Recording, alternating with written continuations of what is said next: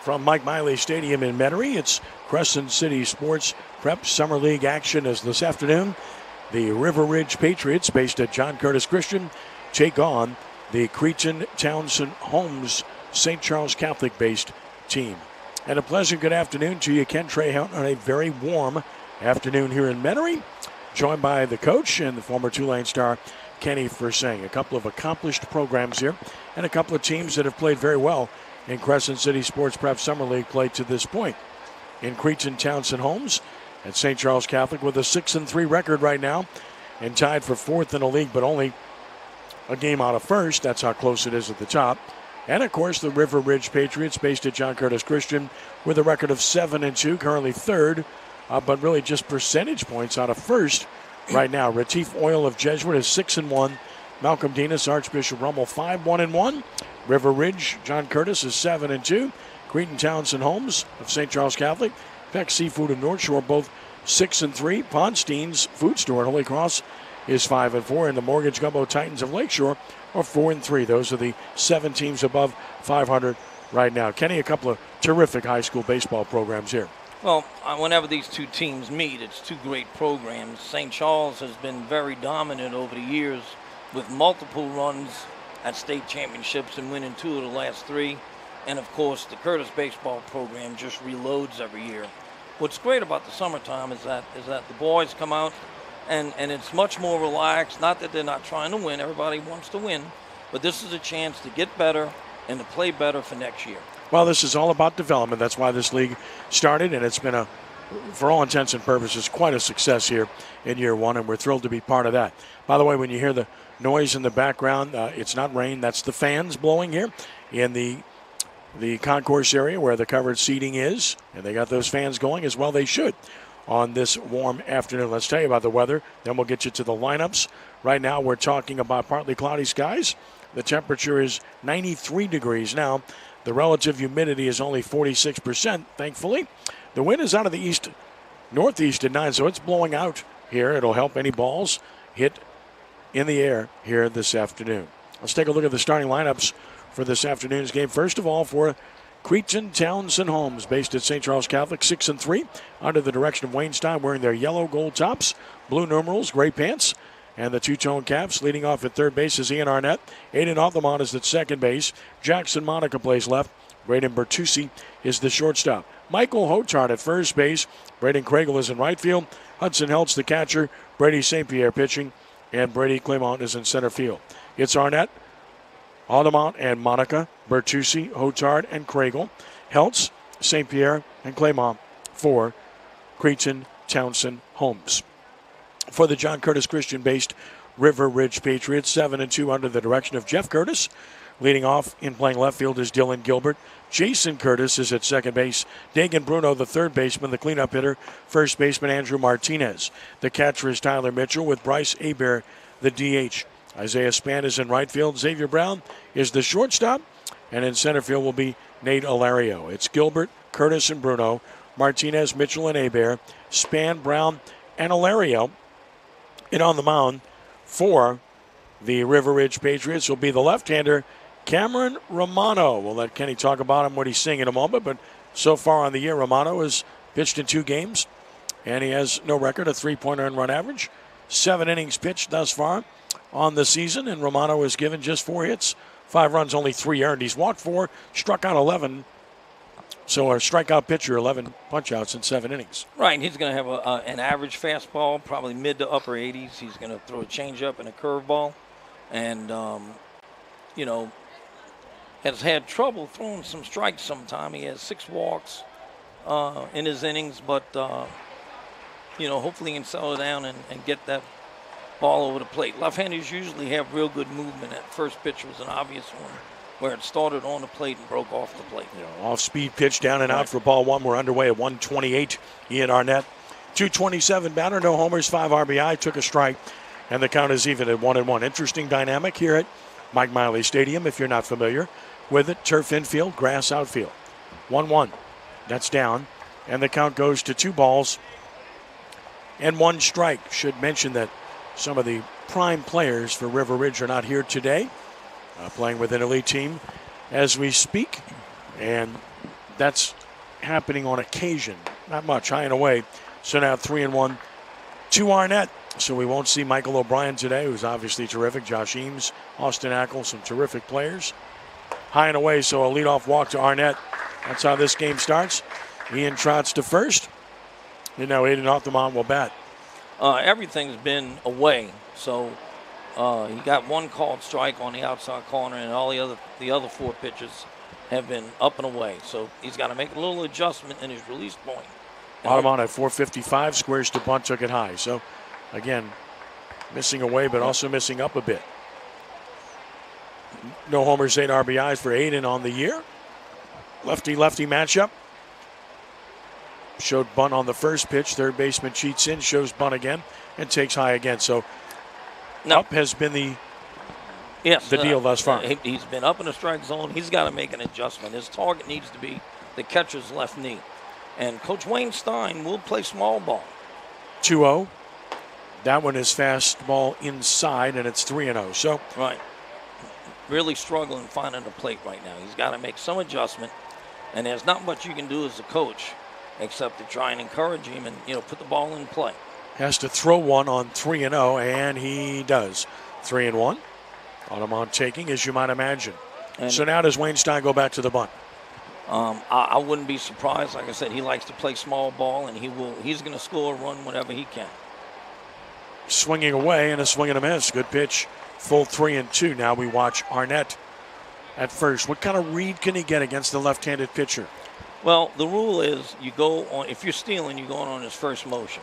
If you're not stealing, before you take and there the he goes. Throw to Martinez, who double pumps and throws, and he's safe. Right. So Martinez caught it cleanly, but he double pumped. Looked like he had trouble getting it out of his glove. By the time he recovers, Arnett with speed beats the wrap with a stolen base. And that's exactly why you go on first movement. Now you're expecting a pitcher to make a good throw to first, and first baseman make a good throw to second base. And he was able to beat it out. Arnett in scoring position, 3-2 the count on Altamont. The second baseman waits for the payoff pitch, and it's high, and it hit him. Would have been ball 4 anyway. He trots to first, a walk and a hit batsman, and nobody out. The table is set for Jackson Monica, and that will get Mitchell to the mound, the catcher, to talk it over with his hurler. Look, one of the things that comes to mind right away, you like a pitcher that works quickly all the time, but especially when it's really hot. And in the field, the last thing you want is a lot of pitches and a lot of walks. And thus far, kind of gets those fielders stationary, and they're hot. And now Monica bats. And if that was a bunt situation, this one certainly is. But, of course, Jackson, a very good hitter. 407, no homers, and 8 RBI. Of course, the St. Charles Catholic Comets won the state championship this year in Division III. High again, everything's up. Everything's up. No adjustment to trying to get the ball down. Even sometime I would tell my pitchers to bounce one. Really get a feel for that low release point and work up from there. 1-0 the count, and Romano brings it. That's outside, and it's 2-0. It's been an unbelievable year for St. Charles Catholic. First Hurricane Ida devastated LaPlace. Damage to the school as well. 2-0 pitch. That's a fast strike. It's 2-1. And, of course, undeterred, even though a whole bunch of students were out of their homes, coaches, administrators as well, they came back, and what a year it's been. High and away, 3-1. Wayne Stein coached his Comet football team to the state championship in Division III. Shocking. Defending champion Lafayette Christian in a game that we did on radio. And then baseball came along. There's a drive into center field. That's going to drop for a base hit. Bases are going to be loaded with nobody out as Monica singles to center.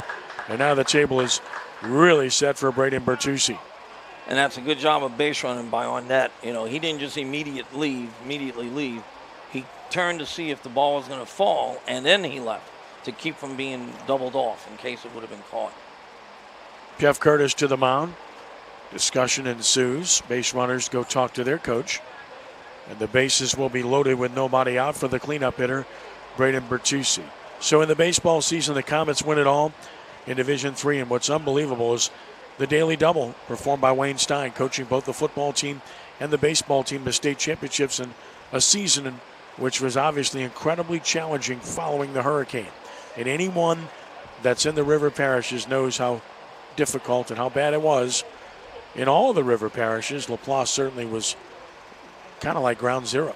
Correct. And for them just to turn it around like they did, it shows you the resiliency of the folks over there. High and away to Bertucci, 1-0.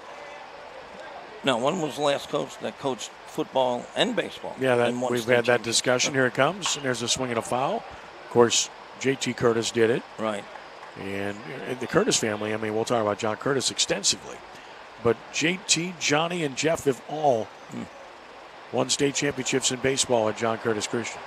High and away. Some family legacy.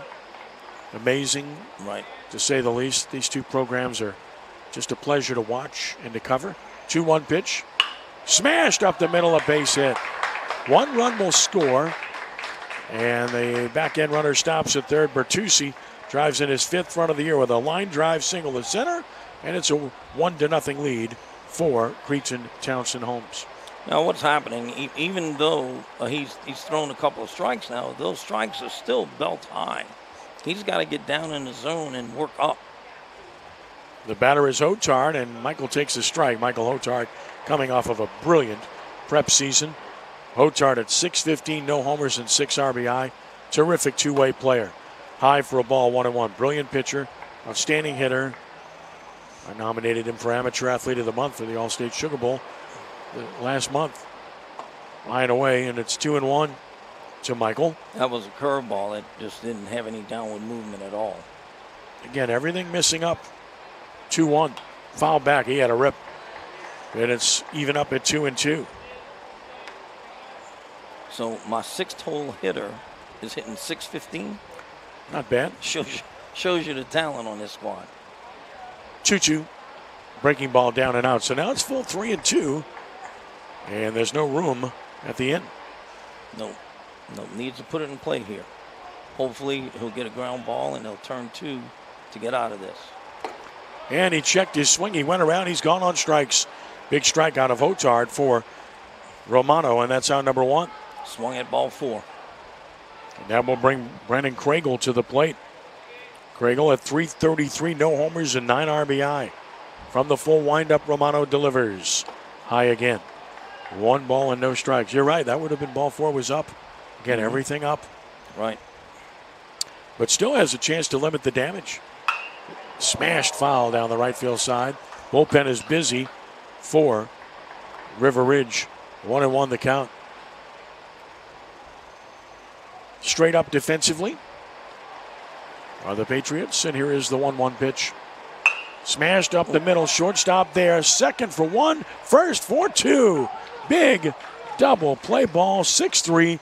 And what a job to get out of that mess with only 1 run scoring.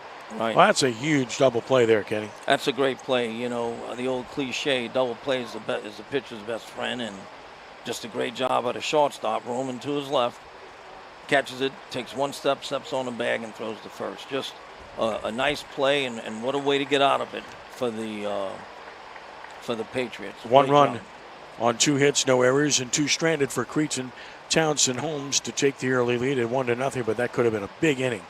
And instead, just 1 run scoring. So, Cretin Townsend Homes takes to the field with Monica left, Clement center, Craigle in right. It's Arnett at third.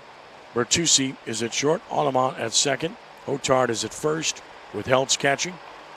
And on the mound will be the right-hander Brady St. Pierre. And look at Brady, the right-hander, as he takes his warm-up tosses. 2 appearances. He's 1-0 with a 2.62 earned run average. 5 1/3 innings pitched. He's allowed 4 hits, 3 runs. 2 of those have been earned. He's walked 6 and struck out 8 and has hit a batter. St. Pierre pitching with the lead. Always nice to get to the mound with the lead, isn't it? Always. It's a lot easier to go out and throw strikes with that, with your team scoring first. And, it puts a lot of pressure on the team to come up and put a run on the board. And you're trying to keep your team's momentum going by shutting them down. Curtis did a great job of keeping that to 1 run. Yeah, Xavier Brown handled that ground ball well, yes, and calmly got to the bag and made the play and made the throw himself without any help, and it was the right thing to do. Did a great job. So getting out of that with 1 run is great. And, you know, good teams do that. Good teams will hold the damage down as much as they can. Ready to go in the bottom of the first inning, and Dylan Gilbert will lead it off for the Patriots. Gilbert having a good summer league. He's at 381, no homers, and 13 driven in. Really good future for this young player. Well, that's hitting in the clutch when you get those kind of RBIs. First pitch. That is a strike call. Good fastball. Got 13 RBI, and consider that they've only played 9 games. Correct. And that's outstanding. There's the 0-1. Pops it foul out of play. So St. Pierre pumping strikes to start things off. It's no balls in 2 strikes. Boy, he's going to be mid-80s. He throws the changeup and throws a pretty good breaking pitch that I saw him throwing. So the question is, will he be able to find the plate with those off-speed pitches? Checked his swinging a ball in the dirt. No call. That was, and it's 1-2. Yep, that was your slider. That was down in the dirt.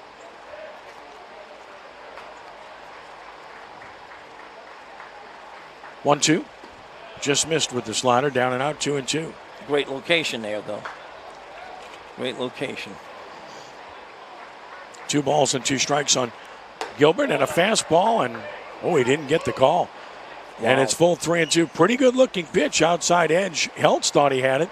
He got up ready to throw down, but no call forthcoming. And now the count has run full 3-2 on Gilbert. Well, Gilbert has a great eye, because I sure as heck would have been swinging at that. St. Pierre slowed it down here after that pitch. Payoff pitch here is fly ball foul. Right field side. Long run, no play. And the count remains 3-2. Well, this is what you want your leadoff hitter to do. An extended at bat. You'll see his 7th pitch of the at bat. And it gets frustrating for a pitcher when a guy gives you a long at bat with foul balls.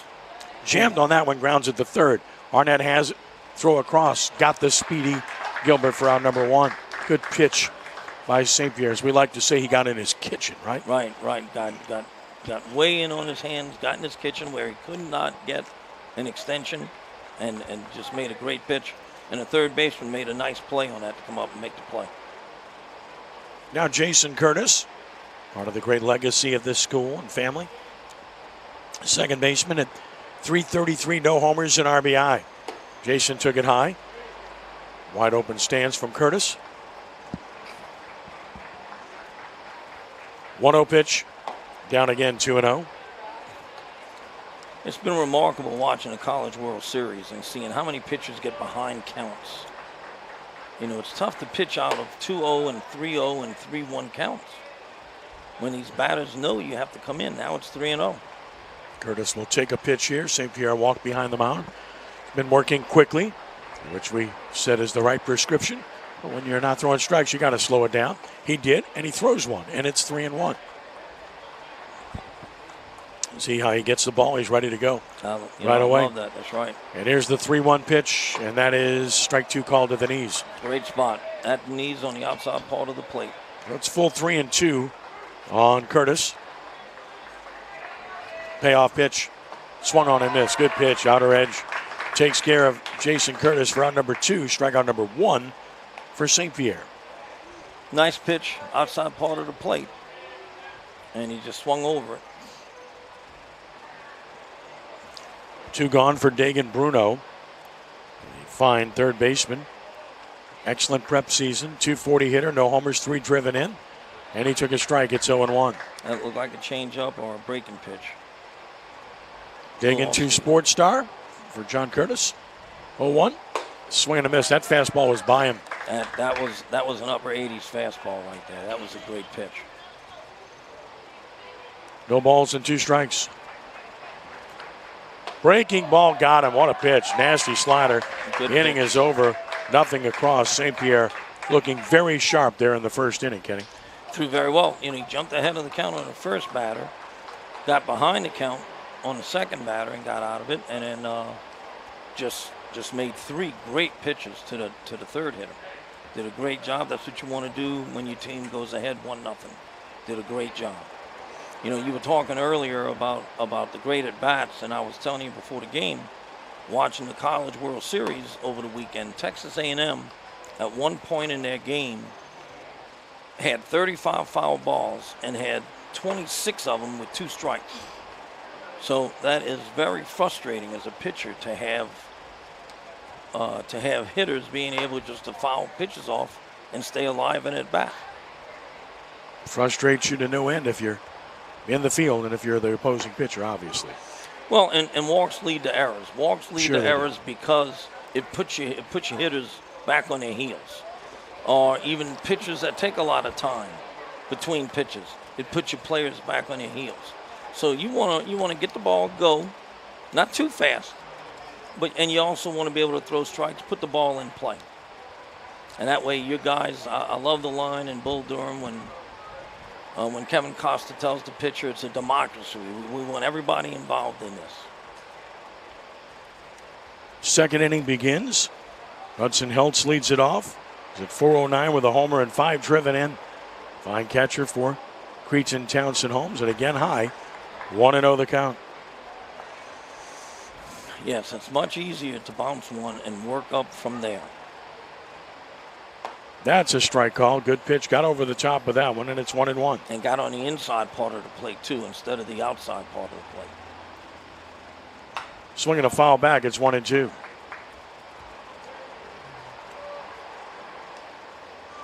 Hopefully he can find his groove and start throwing some strikes. And ball and 2 strikes. And another pitch on the way. Swinging a foul back. Heltz stays alive. St. Pierre and Clement to follow here in the second. 1-0 lead for Cretin, Townsend, Holmes. Another 1-2 pitch. Oh, he dropped that in there beautifully. Yes. Struck him out looking for out number 1. That's a good pitch. Quality stuff from Romano and his second strikeout. And now Brady St. Pierre, his counterpart, on the mound for Cretin, Townsend, Holmes at the plate.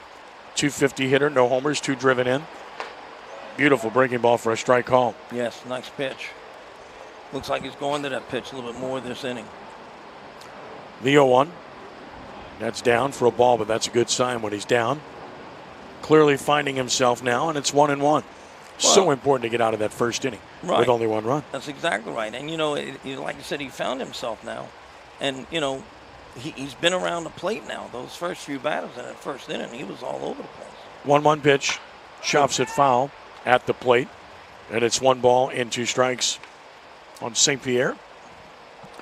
Patriots in their royal blue tops, red print. Trimmed in white pants, blue caps. 1-2 pitch. Ground ball right side of the second baseman. Curtis has it. Easy throw to first for out number 2. That's 4 in a row set down by Romano, including a double play. Turn behind him, and now Brady Clement will bat. Right, got a nice easy ground ball. Second baseman did a nice job of rolling to his left and making a throw to first. Brady is at 450. No homers and 5 driven in. Right-handed hitter. Bruno cheats in at third. Pitches on the way. Right down the middle. Yep. It's 0-1. Yes, much better inning here. Making some good pitches that have good movement on it. 0-1. High. Count is even at a ball and a strike. Sometimes pitchers try to overthrow. And sometimes with that gives you that high release point. Strike called over the outside edge. It's 1-2. Great movement on that. That started middle of the plate, broke on the outside corner. 1-2. High. And it's 2-2.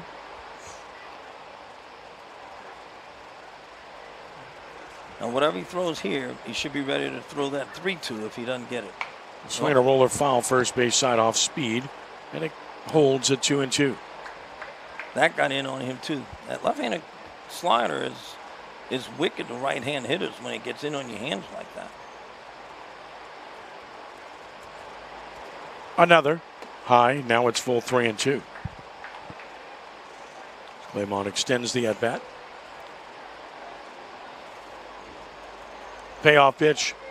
High ball 4, so he walks his second batter to go with a hit batsman and turns the lineup over with 2 outs for Ian Arnett. Yep, top of the order now. Now they've already seen him once. Let's see if he can still battle through this. Getting back to some great hitters again in St. Charles lineup. There's a strike called. Arnett walked and scored in the first, stole a base to get himself in scoring position.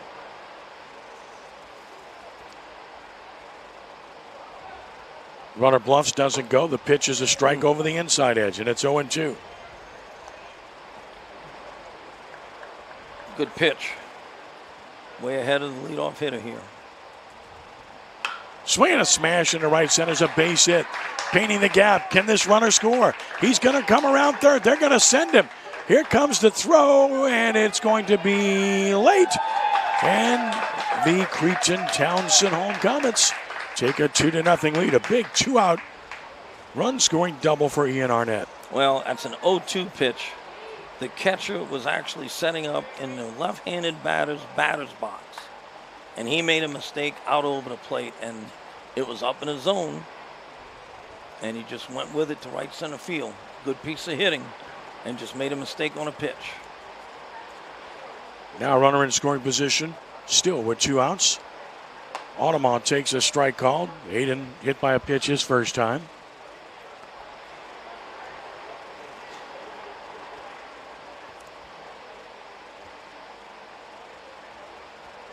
Oh, 1. Breaking ball away, and it's 1-1. And now he's got to bear down again here. Infielders should be diving to try and keep the ball on the infield. Ball and a strike. That's a good one. Fastball, strike called, and it's 1-2. Good pitch, outer corner. Great spot. Those are pitchers' pitches. You know, it's hard for a hitter to reach that pitch on the outside corner. 1-2. Swinging a foul down the third base side.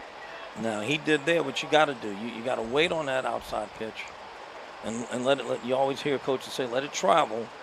And what it means, very simply, he's just hitting it later in the strike zone. And he should be trying to hit the ball to left field if it's over there. Arnett at second with 2 outs, 1-2 the count. Another on the way. Breaking ball away, it's 2-2. Got the first 2, but then that walk. Always a walk, right? Fingers in. Leadoff walks and 2-out walks kill you. 2 balls, 2 strikes, 2 outs. Runner at second base, and the pitch on the way is high. So it is full 3-2 to Audemont.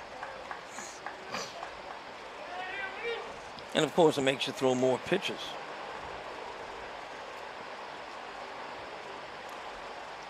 Now the payoff pitch on the way. Swinging a fly ball to center field. Center fielder back, over his head. Run will score.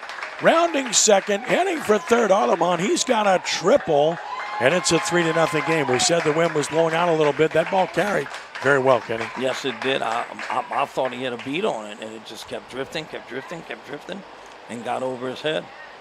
And then comes up, and he doesn't hit the cutoff. They may have had a shot for him at third base if he hit the cutoff, but didn't. Missed him, so the guy got a triple. Great piece of hitting right there. 3-0 lead, and here's Jackson Monica. Lined to single his first time. The pitch on the way. Swinging a foul, he had a cut. It's 0-1. He went up aggressively, trying to drive that runner home from third. Fastball is still up in his zone.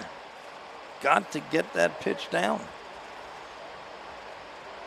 And stay down with it. You can't throw one down there and come back and your next 2 fastballs are let her high.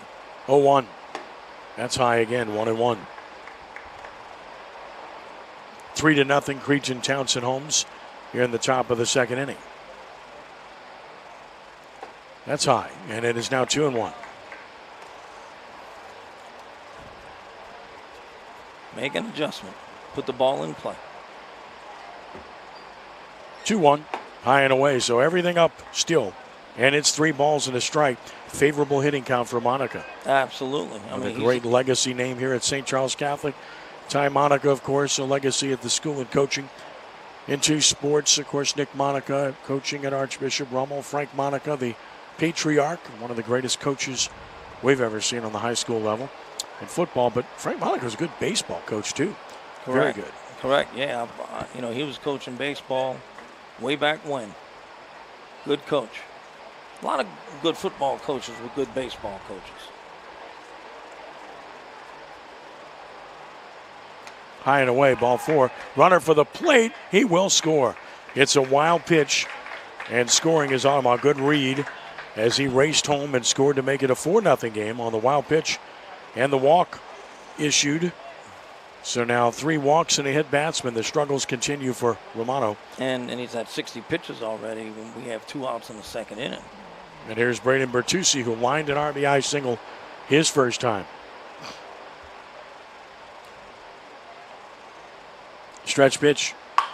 Hard hit ball to third. One hop. Nice pick. Bruno knocks it down, picks it up, throws him out. Good job by Bruno.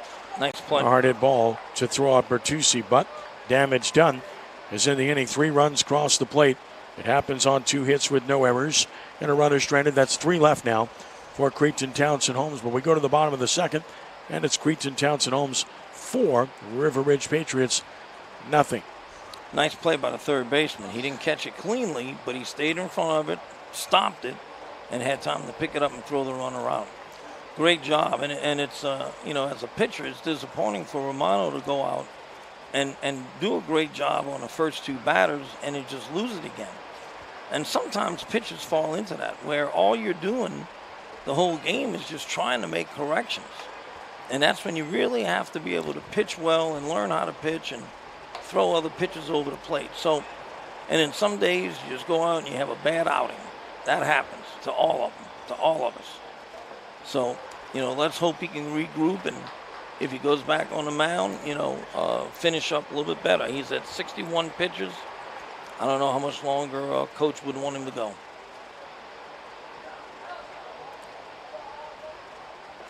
Back to the mound now is St. Pierre with a 4-run lead at 4-0 as we head to the bottom of the second inning. Ken Trahan with Kenny Forsang here from Mike Miley Stadium. Glad you've joined us this afternoon. We'll be back at it tomorrow night with yet another webcast of our Crescent City Sports Prep Summer League, as we will have Brother Martin-based K's for Kids taking on Archbishop Shaw-based Refuel over at Winterscheid Field in Marrero, and we look forward to bringing you that one. It's a 6:30 start time. We hope you'll join us tomorrow evening. That should be pretty good, but Shaw playing better. Really are. There's Andrew Martinez. First pitch is a swing and a miss. Martinez in the hole 0-1. Martinez, solid hitter doing prep play this year. Swing and a miss. There's a nasty slider. St. Pierre's stuff looks very good. Yes. I mean, that slider is a killer. Swinging a foul back. Now, he even missed what the catcher wanted. This catcher wanted a fastball up in his eyes, and it was down around letter high. If you're going to miss, you got to miss up there. You don't want to miss down in the zone. And he hit him in the back. So on an 0-2 pitch, he hits Martinez, and the Patriots have their first base runner. They better check that ball. It could be dented. And here's a big man. Tyler Mitchell will bat. Mitchell doing the catching today with Josh Eames not here. 105, no homers, 3 RBI. And he takes a strike over the outside corner of the knees. Great spot. Great spot. Both of these guys, on the pitches that they've thrown well, it's been pitchers, where it's been tough for a hitter to get to. Swinging a foul tip into the mitt, and it's 0-2. But there's nothing more aggravating to you as a pitcher and me as a coach, because I pitched, but to have a guy 0-2 and you hit him on a breaking pitch. Got your sets up away on 0-2. The pitch outside, and it is 1 ball and 2 strikes. Now, that was a much better location there, that 0-2 pitch. It was a little bit off the plate and up in his zone. Counted 1-2. Here it comes. And he hit him. So 0-2 pitch, he hits Martinez. 1-2 pitch, he hits Mitchell. 2 on, nobody out now for the Patriots. No, I don't think that was his slider. I think that might have been his changeup, because it was certainly an off-speed pitch. Here comes Wayne Stein. Yeah. Now the pitchers are being called from the dugout, as is the case on this level. But execution, of course, is paramount regardless of what pitch is called. Exactly. I've had pitchers get mad at me for calling 3-2 changeups, and guys hit them for base hits, and I'm like, it wasn't a pitch. The pitch is never the problem. It's the location. Everyone returns to their spots, and now we get Bryce Hebert, the designated hitter. 231 hitter, no homers, and 2 driven in for Bryce. Opportunity here with 2 on, nobody out. His team trailing by 4. Check of the runners, the pitch from St. Pierre, and that is just inside, 1-0. Inside. Good spot, though. It's a good spot going on the left hand.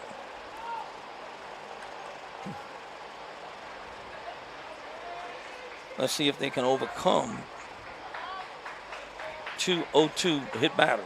1-0 is also inside, so now it's 2 balls and no strikes. And there goes a walk behind the mound by St. Pierre, who, as mentioned, has worked quickly thus far, but when you get into a little bit of a scuffle, you want to slow it down, which he did here. On 2-0, brings another. That's a strike over the outside edge. And it's 2 balls and 1 strike. He is not throwing much over the middle part of the plate. Everything is hitting black. Sometimes you can get too nitpicky. On 2-1, here's the next one, and that is low. So it is 3 balls and 1 strike. Favorable count for Hebert. Looking something you can hit hard.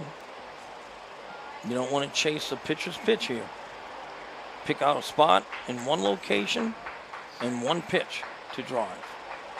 On 3-1, here it comes. That's low, so the bases are loaded with nobody out. On 2 hit batsmen and a walk. And suddenly St. Pierre digs himself a tremendous hole, and here's Isaiah Spann with a chance to cash in. A 250 hitter, no homers. 7 driven in for Spann. A big opportunity here. And he's going to stay with the windup. I said 7, 2 RBI. Right. From the full windup, the pitch. That's high, 1-0. Pitching from the windup, clearly more comfortable. Yes. Runners get a huge jump. Here's the 1-0 pitch. Swing and a miss, 1-1. Wind blowing straight out of this ballpark. We saw a ball carry very well to center previously. 1-1, swing and a miss. Now that fastball has gotten by him twice. Would you switch off? I would probably stay heater here. No, but I would certainly stay up in the zone here. I may try and jack it up 1 more notch to see what he does with it. 1-2, swing and a miss. Threw it by himself. Yep. Stayed heater, got him, 1 out. Big strikeout for St. Pierre. Now Xavier Brown. 111 hitter, no homers and 1 RBI.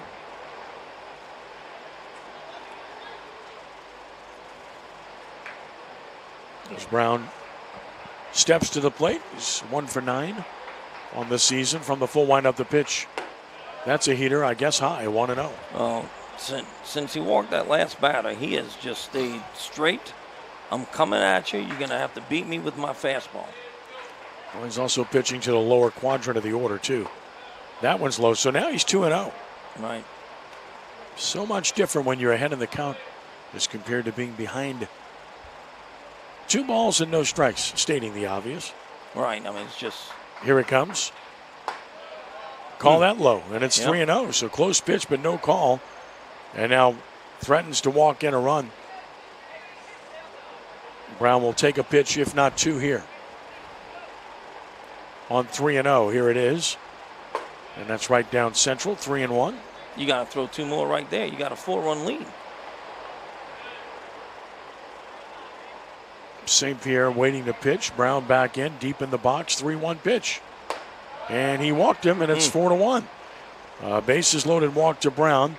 Makes it a 4-1 game as Martinez crosses the plate. Mitchell to third. Hebert to second. Still only 1 out. Tying run is aboard, and here's Nate Alario. Well, St. Charles Catholic is obviously hoping for a ground ball to turn a double play. Alario took it high. It's 1-0. Alario is 2 for 3 on the season in limited time. He needs to step off and start over just a little bit, just to kind of regroup. Smashed into left, up base hit. 1 run scores. Back end runner stops at third, and it is a 4-2 ball game on an RBI single by Nate Alario. Fastball up in the zone. You know, that's what happens when you start struggling to throw strikes. You're just going to throw it over the white part of the plate. Now you turn the lineup over, and here's Dylan Gilbert, who grounded to third in the first. tying run in scoring position with only one out. The pitch, down a ball. And that's the first hit of the game for River Ridge, but they've got 2 runs and they've got a bunch more on the base paths. Ground ball left side, that's trouble. Shortstop to third, nice play for the out. Yes. Run scores to make it a 4-3 game. It's a good play by Bartusta, the only play he could make. Good job of hitting by Gilbert, gets the run home to make it 4-3. Now, the one that made the great play on that was the third baseman to realize that he wasn't getting to the ball and sprinted back to the base. That's a good heads-up play on his part and a good play by the shortstop. So now runners at first and second, 2 outs. And here's Jason Curtis, who struck out swinging his first trip. Pitch on the way. Fastball high, 1-0.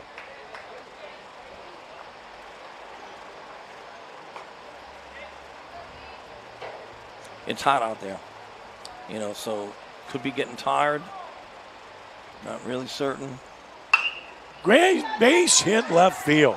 Run around third, and he will score. This game will be tied on an RBI single by Jason Curtis. Throw back to second, not in time, and it's tied at 4 as Curtis comes up with a big 2-out single. Again, up in the zone, as opposed in the first inning when he was not.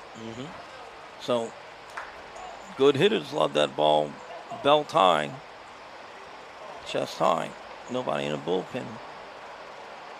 So now Dagan Bruno becomes the 9th batter of the inning. We're tied 4-4. Stepping off is St. Pierre. Boy, this happened in a hurry. It's what happens when you lose command, right? Exactly. It's exactly what happens when you start walking people. And like you said, they had 3 runs on 1 hit. Now 4 runs on 2 hits and counting, and that's down for ball 1. Right. So, errors, there were no errors made, but you're still giving them opportunities with guys on base after 0-2 counts. Fastball strike, it's 1-1. Bruno struck out looking his first time. So I think they have 3 walks in the inning, and I think all 3 scored. Runners break, swing and a miss, and the runners will steal. So a double steal to get to second and third. It was a hit and run. Bruno swung at it to try to protect the hitter. Right. And now it's 1-2. Double steal as Curtis gets second, Gilbert gets third. And on that, the batter has to protect the runners. No matter where the pitch is, you got to swing to protect your runners running. Swing and a miss. Struck him out, and the inning is over. But 9 men come to the plate, and 4 runs scored to tie the game. It happens on a couple of hits, no errors, and a couple of runners left. First 2 left by the Patriots. We've played 2. We're starting over, tied at 4. And today's coverage on Crescent City Sports brought to you by the Lamarck Automotive Complex in Kenner. Lamarck Ford, the #1 Ford dealer in the Metro New Orleans market. Must be a reason. So let's start over again, Kenny. Okay, nothing. Here we go. That's 4-4. But same difference, right? Yeah. I hear you. As a coach, that's the way you think, though. That's exactly what I'm telling my kids when they're coming off the field. Hey, nothing. Now we got to, win the next 5 innings.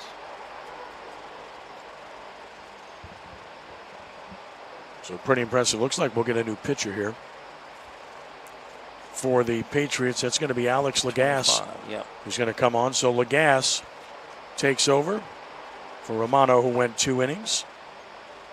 It was a struggle for Cameron this hot day. 2 innings, and he allowed 4 hits, 4 runs. They were all earned. Walked 3, hit a batter, and struck out a couple. But he's off the hook. Can't win, cannot lose. It belongs to Alex Lagasse, who takes over on the mound for the Patriots now. Lagasse, good left-handed pitcher, and he's been really good for this team. I mean, really good. He's 1-0 with a 0.50 earned run average in 3 appearances. 14 innings pitched. He's only allowed 6 hits. Yes. 2 runs and only 1 earned, and he's walked 4 and struck out 8. So he's been nails thus far for the Patriots. And look at his whip, 0.71 whip. That'll get it done. That gets it done. Just slightly, right? It's terrific. And starting off lefty on lefty. To start the top of the third, tied 4-4, Michael Michoud took a strike from Lagasse. Michoud struck out swinging in the first, couldn't lay off of a 3-2 high fastball. Here's the 0-1 pitch. Down and out with a breaking ball. 1-1. You know, you talk about how rare it is for left-handers to see left-handed pitchers, and it works the other way, too. Left-handed pitchers sometimes will struggle with left-handed hitters because they don't see them too much. Missing down and out. It's 2 balls and a strike.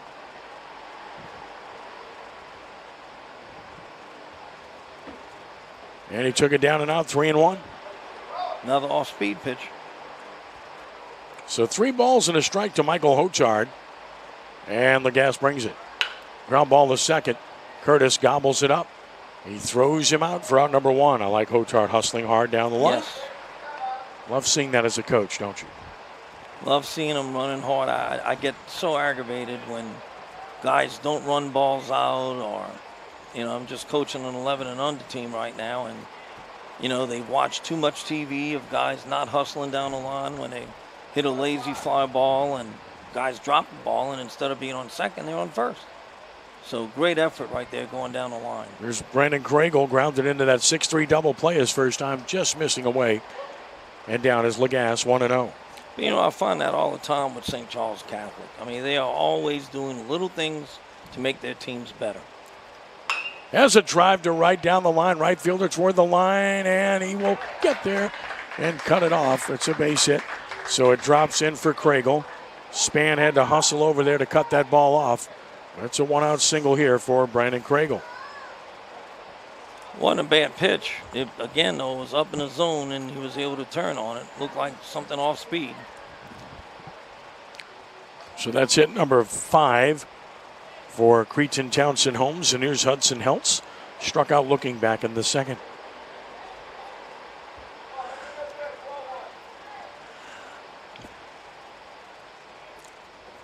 And he took it away for ball 1. His fastball is going to be low 80s, but he throws good off-speed stuff. 1-0 to Heltz. The pitch. Ground ball to third. That is a foul ball. Diving effort there by Bruno, but it's foul. Let's hope he's okay. Slow to get up. That ball caught a piece of him as he went down. Wayne Stein quickly went over to see him to make sure that he was okay. And now Jeff Curtis running out there too. Great effort, great effort. You know, he couldn't tell if it was going to be foul or not. So, you know, you make the play until the umpire calls it foul. And at the last minute, it did dart to the left.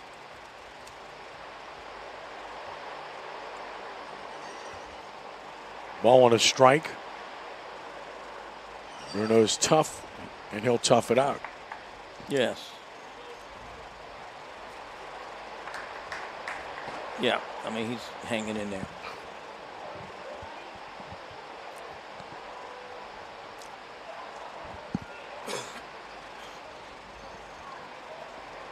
The pitch is a check swing. He didn't go. Just held up in time. Good discipline to lay off. It's 2-1 on Heltz. You can't appeal on that because in a two-man umpiring system, the other umpire is out by second base. Here's the 2-1. Change up down and in. It's 3-1. All off-speed pitches.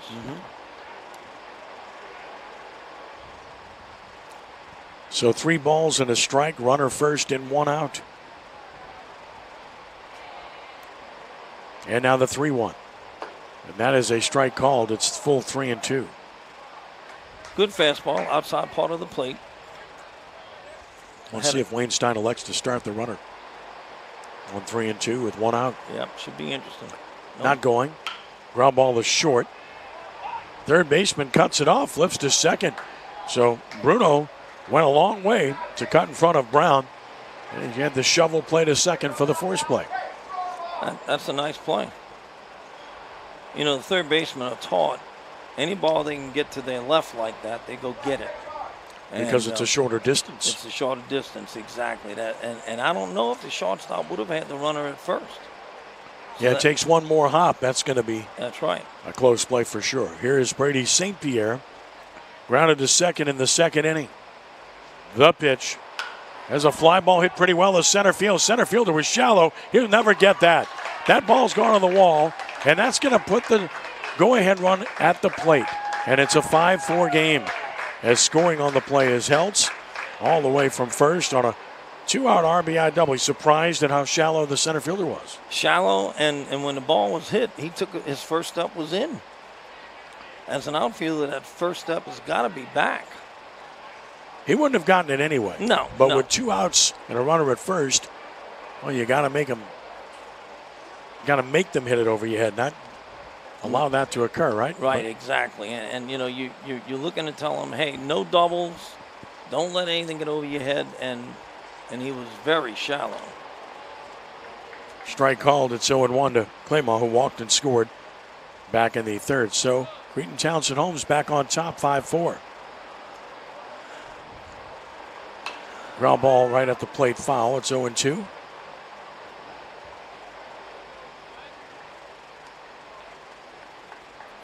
Throwing all breaking pitches, it looks like so far.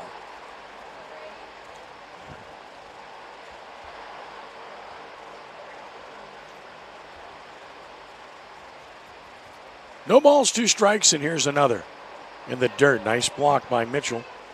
And to count 1 ball and 2 strikes. Yes, that's a good job right there, preventing that runner from going to third base. Great blocking.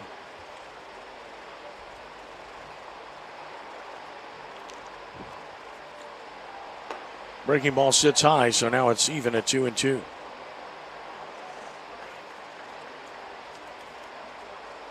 Got to get that pitch down a little bit. You don't want it to stay up there anyway. I mean, we got to get it down in the zone. 2-2, runner goes, and a breaking ball missed inside. That'll be a stolen base. Catcher can't find the ball. Runner for the plate. Here's the throw. He is safe at home.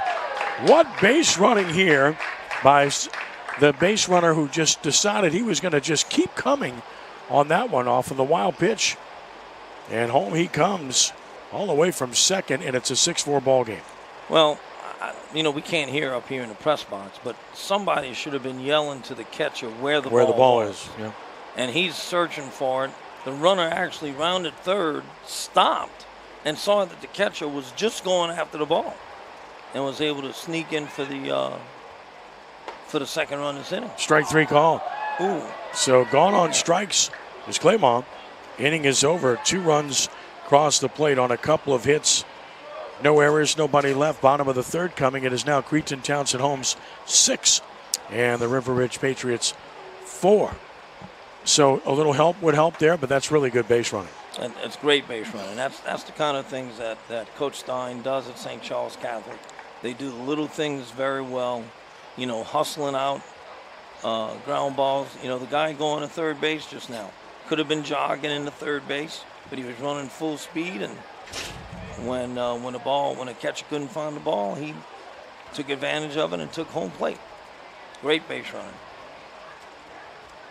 So a 6-4 game now in favor of Cretin, Townsend, Holmes as we head to the bottom of the third inning. St. Pierre's had 2 different innings, hasn't he? First inning he was sharp as tacks. Second inning he didn't have command, but now he's back with the lead. Of course, he helped himself with an RBI double in that last inning. Right. It's always nice to be able to come up and help yourself with that, or you know, get a ground ball back to you and turn a double play. I mean, it's always a big help when you can field your position and you can knock in some runs. You know, now 2-run lead. He's got to be saying to himself, I got to jump ahead here, make them get 3 hits here to get another run. Let's don't give up a walk, then a hit.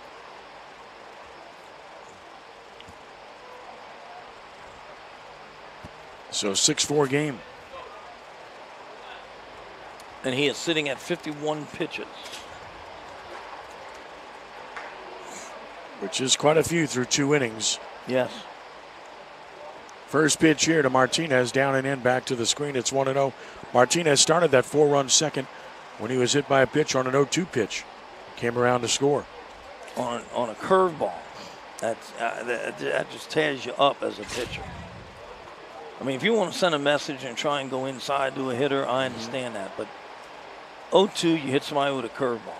Has a smash deep to left field. Left fielder back. Track, wall, see you later. Andrew Martinez parks one well over the left field fence, just to the left of the 328 sign to make it a 6-5 game. Well, that's what he can do. He's got enormous power, and he just showed you why. That was in his sweet spot, I should say, and he sure did spot that ball and drive it. That ball was hit. I mean, off the bat, I thought it was going. Martinez crushes his first home run of the summer league to make it 3-1, or rather make it 6-5, and that will bring Tyler Mitchell to the plate. Hit by a pitch and scored a run in the second inning. Pitch on the way. Breaking ball strike. It's 0-1. You know, when I was playing, I always had to follow Gus Malespin. That's not fair. Who was American Legion Player of the Year. There's a strike. It's 0-2. And the all-time leading hitter in Southeastern history as well. So right, you know, and I'm like, oh, great. So, you know, this is a great act to follow. Down and out, it's 1-2. Some hitter, to say the least. We were having a discussion with a friend of yours, George, downstairs earlier. Yes, indeed. About Chalmette and about Rummel players swinging a foul and pitchers. Mr. George McGovern, great pitcher from Chalmette. Yep. In our younger days. Great guy, and boy, those are some great memories to talk about some of those names. Oh, absolutely. Absolutely. I mean, just, and you know, Chalmette deserves to be back in a Catholic league. I mean, well, they don't want to be. I mean, if they, I'd love to see it happen. I just think it's a great fit for them. I think it's a great fit for the league. Right, right, exactly. But that's not going to happen now. No. There's the 1-2 pitch on the way. Breaking ball beat foul at the plate. Staying alive is Mitchell. We'll be out at Chalmette next week to do a game here on the Crescent City Sports Prep Summer League. Good. There's the 1-2 pitch in the dirt. 2-2. Always enjoy that trip and that experience at Old Suarez Stadium. That's a great old park. I mean, that's the park we played in when I was in high school. So that's. Here's the 2-2 pitch. Fly ball to right. This is Craigle coming on. He's got a beat on it and makes the catch. Yeah. For out number one, Mitchell retired. Bryce Hebert. And I saw him look away on that. So, I mean, I wish he had gotten his glove up and blocked the sun a little better. So, it's tough. It's tough on these days with that sun right overhead right now. This is Juan Washington who's going to bat. Okay. Washington takes a strike. So, Juan Washington at the plate for River Ridge. Right-handed hitter. Took it down. It's 1-1. First at bat, it looks like. No? So Washington getting the opportunity here. Took it down, and it's 2-1. Washington on the year has had 5 at-bats. Okay. Has a hit to his credit. A 200 average for Washington. No homers and RBI. Now he took a ball to make it 3-1. Right-handed swinger back in. And the 3-1 from St. Pierre. And he walked him inside, so another walk issued. So both pitchers or both sides have had trouble throwing strikes consistently. And thus the score, 6-5 in the third inning. Can't keep giving good teams base runs. So it's 3 walks, 2 hit by pitches, and this is way outside, 1-0. So this is Aiden Austin batting for River Ridge. Aiden Austin getting the opportunity here. Swinging a foul tip, it's 1-1. Nice to get some of these bench players in at bat, chance to get in the ball game, get them ready for next year. Austin waits. St. Pierre throws to first, runner back, Aiden Austin. Getting a rare opportunity here, so he's looking to take advantage of it. He's had 1 at bat on the year. 0 for 1. The run scored. 1-1 pitch. Took a strike. It's 1-2. Good spot. Outside part of the plate. So a ball and 2 strikes. 6-5 here in the bottom of the third. Throw to first, runner back. Good quick move.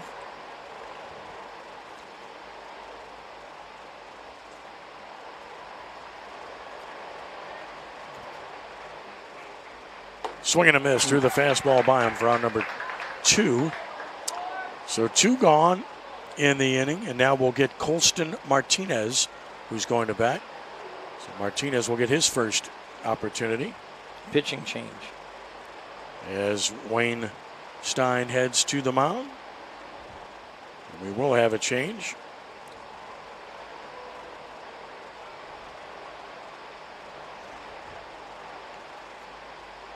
So we wait for that change to be made in a 6-5 game with a runner at first and 2 outs. Ball's going to be given over to Michael Hotard, it appears. So Hotard, who was their absolute star during the prep season, will take over here. He was just brilliant. And he gets the ball here trying to protect the 1-1 lead. So this league is all about development, Kenny. But make no mistake about it. These teams are trying to win.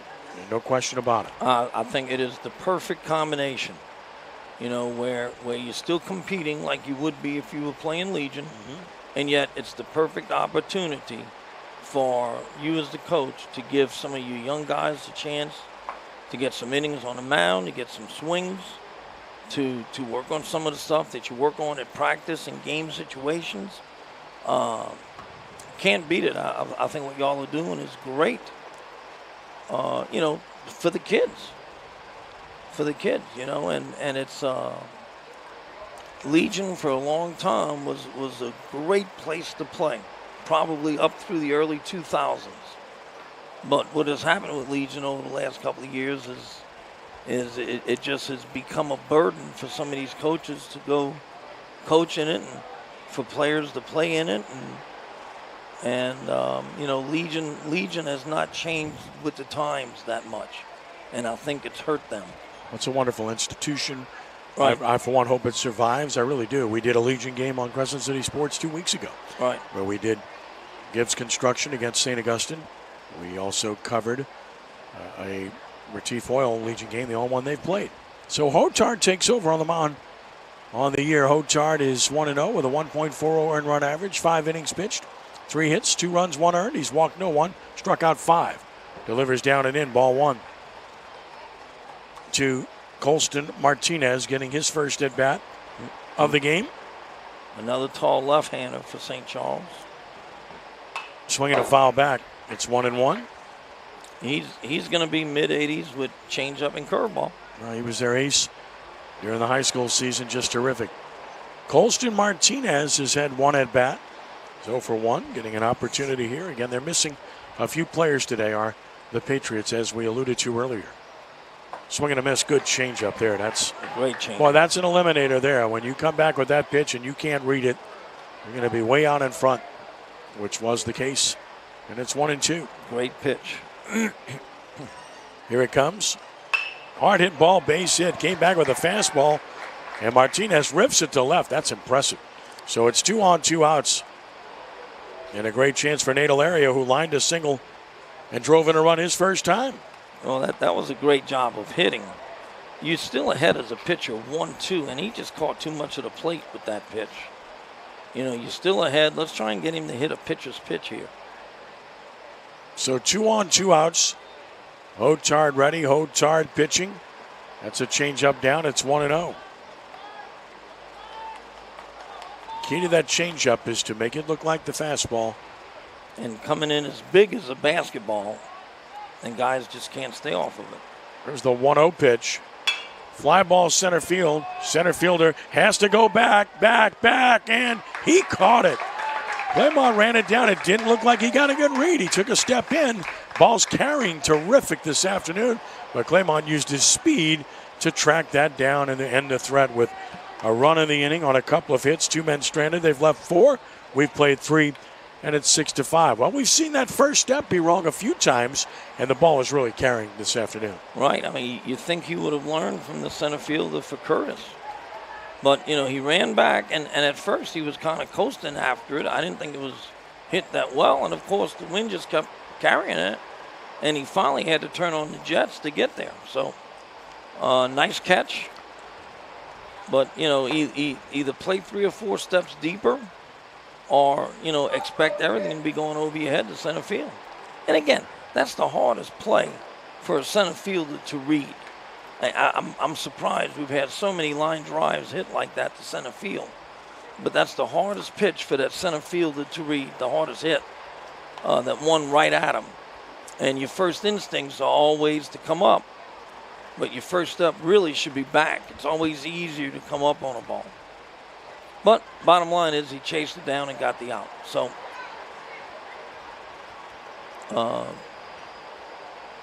he had the chance to end the inning and come off and keep it at a 6-5 ball game. Boy, that home run was hit. That had to land around probably the 350 or 360 mark. Yeah, didn't need any help, that one. No question. So changes, after the changes in hitters, you'll see changes in the field. We'll try to get you those. We do know that Colston Martinez went to left field.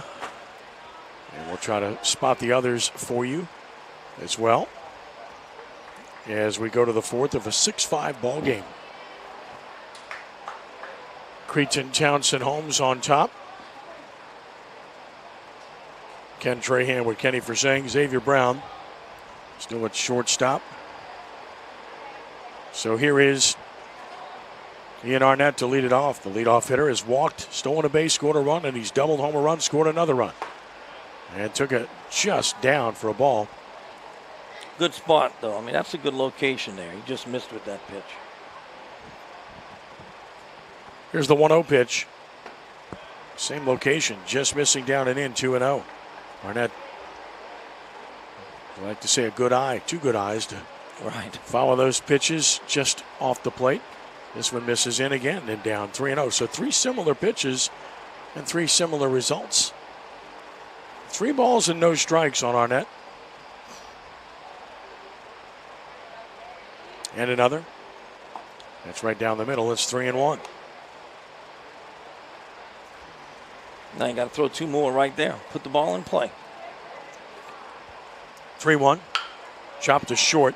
Brown gloves it. Sets and throws. Got his man for out number 1. And that's what you got to do. Arnett retired. Aiden on the mound will bat. He's been hit by a pitch. He has tripled home a run and scored a run.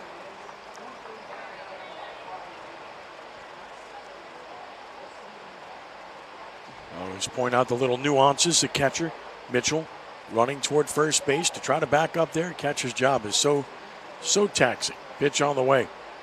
Missing away, ball 1. It's easy to say, hard to do, especially when it's 93, 94 degrees. I respect anybody who's ever been behind the plate. 1-0 is down and out, 2-0. It is just a different world. You're in all that gear. You know it's hot down there right now, and he's hustling down the line. There's a drive to right off the end of the bat. Trouble into the right field corner. It's going to be dropping for a base hit.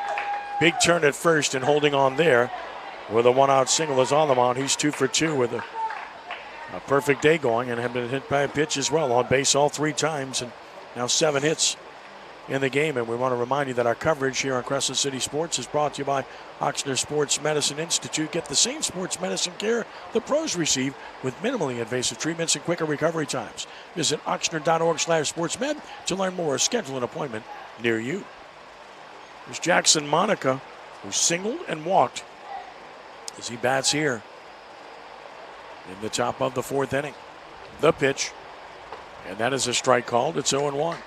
If you guess right as a base runner, when you're stealing a pitch, the left-handers use that big high leg kick, and it gives you an advantage of 2 steps, maybe 3 steps. Move to first, chases Audemont back. And the rule is, if you're stealing second, you go on first motion. If you just want to get a secondary lead, you wait till the pitcher's left hand crosses his face, and then you get your secondary. Oh, he called that a strike. Oh, got a generous call over the extended outside corner, and it's 0-2. That was a left-handed curveball, and he caught it on the line of the batter's box. 0-2 the count here, and a throw to first. They chase the runner back, puts Monica in arrears here. Defense is straight up for him. It's 312 down the lines here at Miley. 328 to the gaps, 372 to center. The pitch in the dirt. Runner will break for second and make it on a wild pitch. Good read by Audemont. We call that a down read, and you have to make that read immediately if you're going to make that break. He did, and he's there safely. Good base running because the ball didn't get that far away from the catcher. Ball and 2 strikes.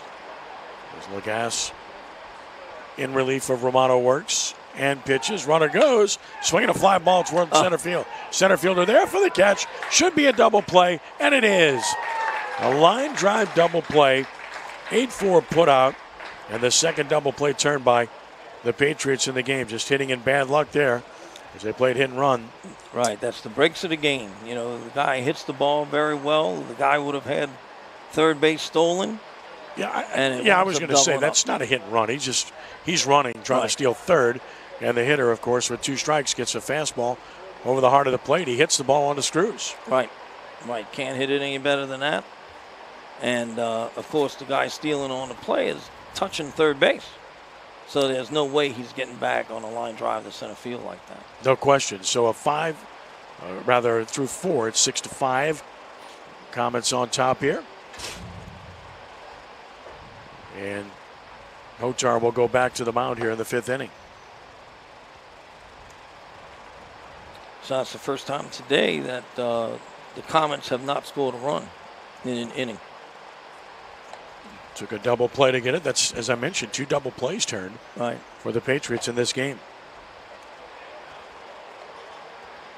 And now Hotar back to work, nursing that 1-run lead. 2 of the better teams in this league. You kind of figured it would be this way. And impressive for the Patriots missing some key players here today to be in this position as well.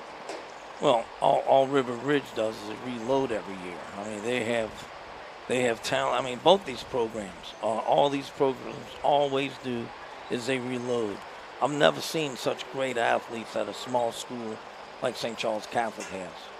Well, John Curtis is equally as small. Right, that's true, too. Small, unbelievable. Phenomenal athletic programs across the board. Pitch missing in the dirt. It's 1-0 to Dylan Gilbert, who's grounded out and then grounded out into a fielder's choice to drive home a run.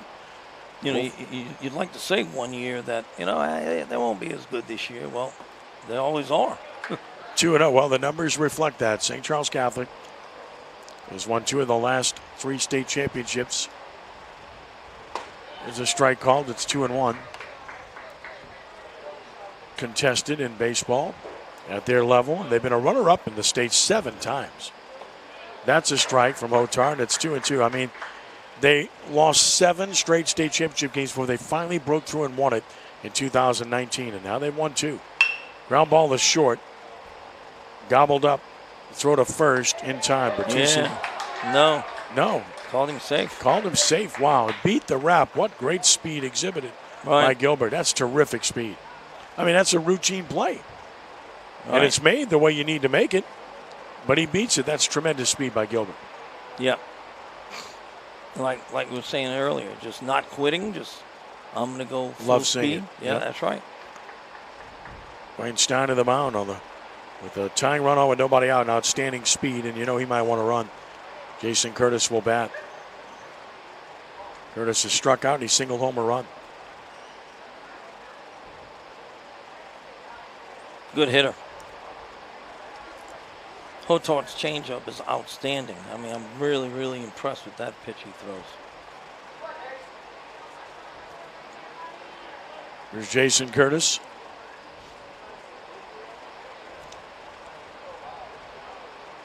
Check of the run of the pitch.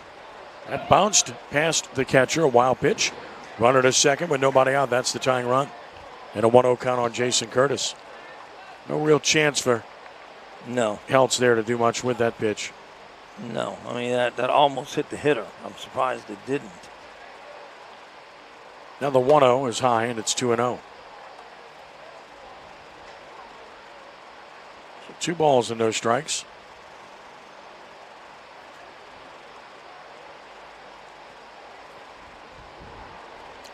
Hotard ready. Long look. Inside move, nothing happening. Got to keep him honest, though. Let him know, hey, I can do this. 6-5. Cretin Townsend Holmes nursing the lead over River Ridge here in the bottom of the fourth. And that's a fastball high. So now 3-0 to Jason Curtis.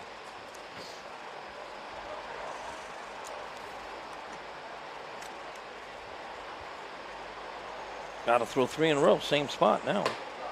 Fast strike, it's 3-1. Got to come back 2 more times.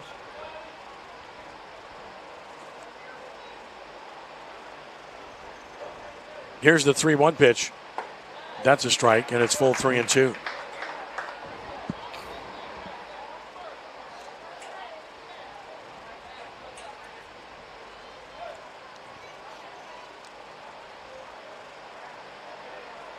Three balls and 2 strikes. And a fly ball into center field right at the center fielder. Claymont makes the catch. Oh, doesn't get it. No, he's saving. I thought he was going to catch that from left to bat. I thought so too. That ball drops in front of him for a base hit. Ball was hit right at him. I just don't think they're seeing the ball very well. No, they can't be. Is that me or what? I just thought that ball was hit right at him. I thought he was going to come in and catch it. Yeah. And unless he was trying to decoy the guy, I don't know. If you don't get a read, I understand it totally.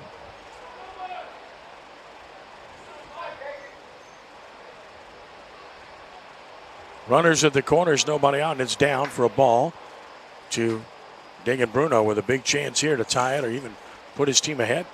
That's 6 hits now for the Patriots. Curtis with his second straight hit. There's the 1-0 pitch and a check swing foul. And it's 1-1. One after a ball way in on his hands.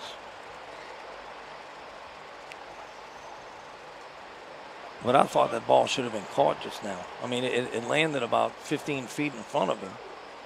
Just didn't get a break on it at all. Right. Couldn't have read it very well. 1-1 to count the pitch. That's a strike. It's 1-2. Of course, the way the ball's carrying, I don't know if I would have gotten a good jump on it either. Well, I was going to bring that up because what we've seen is ball carrying overheads. 1-2. Ground ball right side. Beautiful piece of hitting and a base hit. Will tie the game. Gilbert scores. Curtis to third. Bruno drives in his 4th run. That's a beautiful piece of hitting with 2 strikes to tie this game at 6. And now they both have 7 hits. Well, that's just really good hitting with 2 strikes. Absolutely. Right now, 2 on, nobody out, and a chance to take the lead. Martinez bats. He ripped a home run his last trip.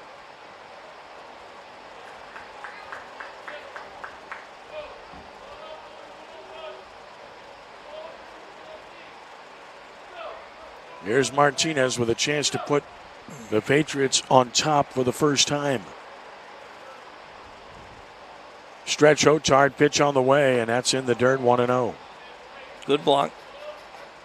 Martinez, aside from the home run, was hit by a pitch earlier and scored a run, so he scored twice. On 1-0 with 2 on, nobody out. Martinez took it down and in, 2-0. Hotard has struggled, and he's a really good pitcher. Patriots having success against him. 2-0 the count. Hotard delivers. Swinging a fly ball at pretty well to right center. Right fielder back toward the gap. There to make the catch on the run. Kringle, good job by the runner at second to get back, tag up, and advances to third. All right, that's good base running there. You can't teach that. He's got to know in advance that, okay, if this guy catches this, I can tag up and go. Now, the problem is if he falls, he has the guy from first base about 2 feet behind him. So, but that's good base running on both their parts, and that's a good job of the right field of chasing that ball down. Tyler Mitchell bats. Tyler has been hit by a pitch, scored a run, and he's flying to right. And he takes it low, got by the catcher, but runner at first will advance. And now the throwback is thrown away, and still nobody scores. So one that got by the catcher, then the throwback also errant. It's a wild pitch to get Bruno to second. That's ugly. And Curtis held at third all through the mess. Okay, that They need to save this video and show people how not to do it like that. You don't see that from these teams No. typically. 1-0 is inside low, 2-0. Now, you know, if there had been a guy on second base, you teach your first baseman to come in and back up the throw. But there was nobody at second base, so you really can't blame him for not coming up to back up the throw. Swing and a miss, took something off, got him out in front. It's 2-1. Throws a great changeup. Very impressed with that. Especially effective against right-handed hitters if Right. he's on. The 2-1 pitch in the dirt again, 3-1. Just doesn't have the command we're accustomed to seeing. No, and again, it's hot. You know, he played 2 1/3 innings out in the field before going to the mound. So 3-1, fouled off the end of the bat. It's full 3-2. I know in my little games yesterday over the weekend, you know, my catches caught 1 inning. I put guys behind the plate that don't even normally catch because I didn't want to kill them. 3 balls and 2 strikes.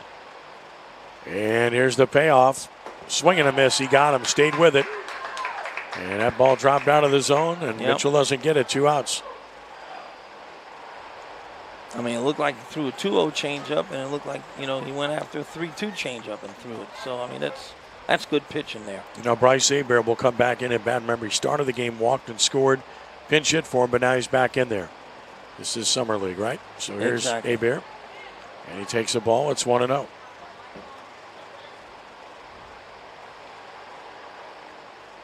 That's what this league is all about, giving these kids a chance to play in big situations. The 1-0. Strike called. It's 1-1. Good fastball from Hotard. Tied at 6 here in the bottom of the 4th inning.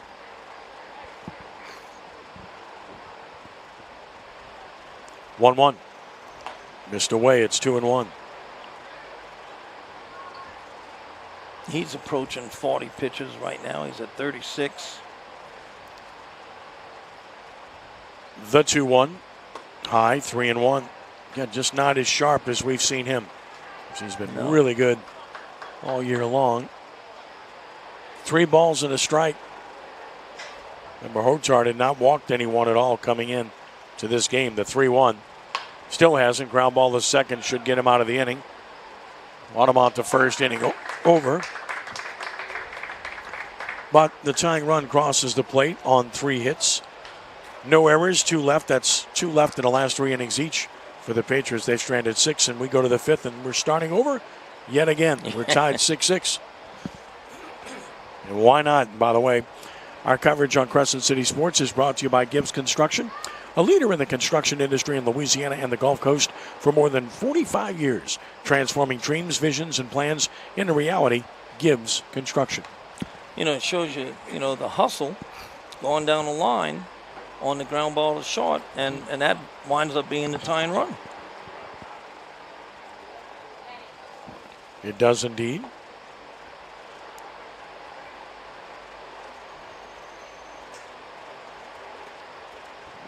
Lagasse back to the mound.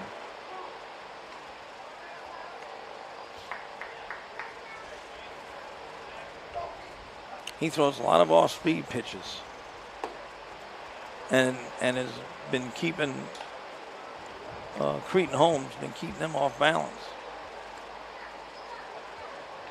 So back and forth they go in this one, and here in the 5th, the Comets will try to answer. Remember, they lined into a double play to end the last time they were up at the plate. I love listening to College World Series and listening to Peterson and McDonald talk about pitching, and how they said for a decade or so now everything's been about how hard guys throw. And he said they think that the pendulum's going to switch back to guys that just throw stuff over the plate and get guys out. Strike called. It's 0-1 to Bertucci, who has an RBI single, and he's grounded out.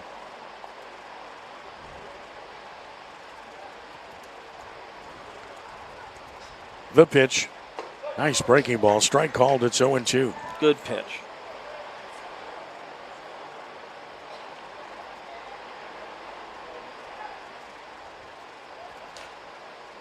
Oh-2.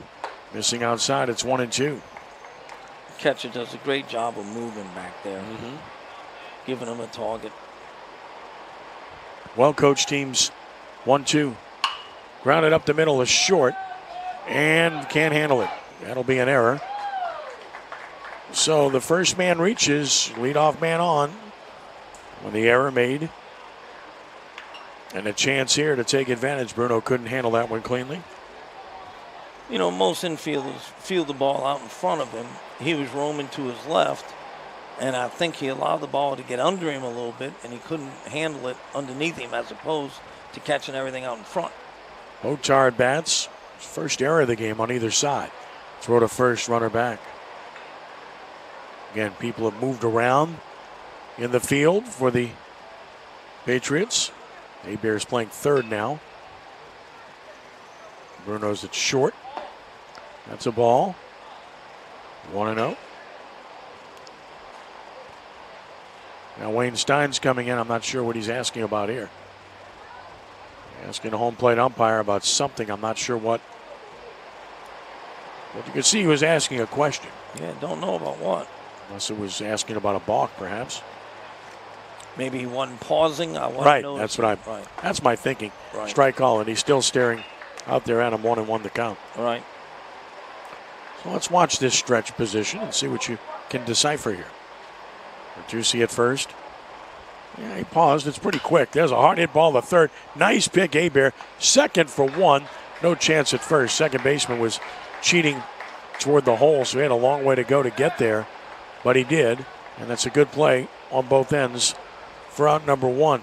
That's impressive. That's Conor Michoud playing second base now. Right. And he was not playing double play depth. The double play depth from where he's playing right now is about 3 or 4 steps to the right, where he would have had a little bit more time to get to the base. Kriegel takes it down and out for ball one. But again, you got a left-handed batter up, so maybe he's thinking that they're going to pull the ball, so I have to play here and just not worry about a double play. Brandon Kriegel is grounded into a double play, and he's singled. 1-0. Hard hit ball. That's going to be a diving stop. Beautiful play. Michoud threw him out. Terrific defense by Michoud to make that play. That's a great play. Now, had he been a double play depth there, he doesn't make that play. Mm-hmm. So, you know, they didn't turn a double play on the other one when he was far away from the bag. It's 2 hard hit balls and 2 nice plays. Logan Barrios will run at second now for Hotard to get him in the dugout since he's the pitcher on this hot day. And with 2 outs, Hudson Heltz struck out, grounded into a fielder's choice, and scored a run. Will bat. Swing and a miss, threw it by him. Tied at 6, top of the 5th, scheduled for 7. No balls and a strike. Here it comes. Has a drive to left field, sinking. That's a base hit, and that will score the run. A big 2-out RBI single by Hudson Heltz, and Cretin, Townsend, Holmes back on top again, 7-6. He went down and got a pretty good pitch there. The pitch was down in the zone. He went down and got it, and was able to score the go-ahead run. So a 7-6 lead for Cretin, Townsend, Holmes. And now Brady St. Pierre, who's grounded out and doubled home a run and scored a run, will bat.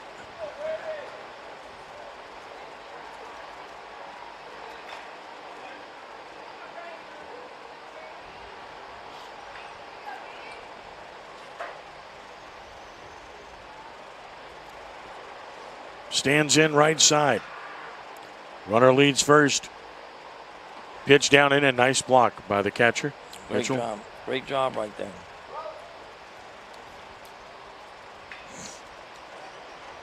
Open batting stance. You know, I'd try and go in on him.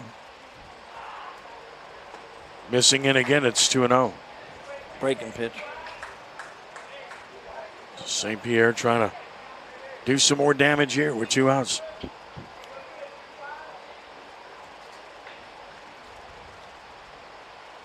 Ground ball the third. Funny hop. Hebert has it, shows a good arm to gun it across. And again, St. Pierre, the inning is over. But a run scores on a hit, a key error.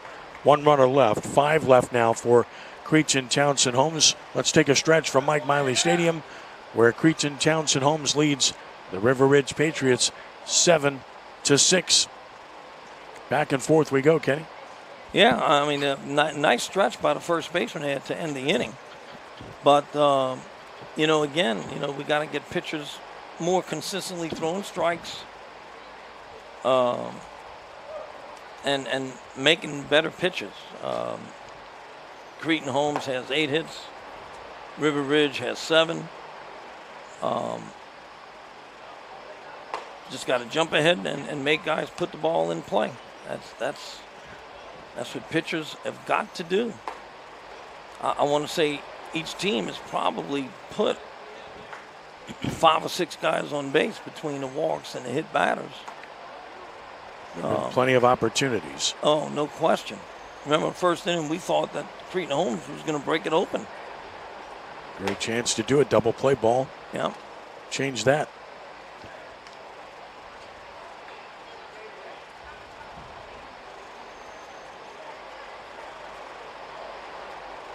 And Isaiah Spann will lead it off in the bottom of the 5th.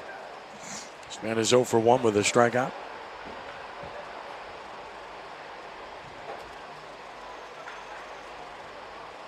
Now, if I'm not mistaken, I think you just threw fastballs by him last time up.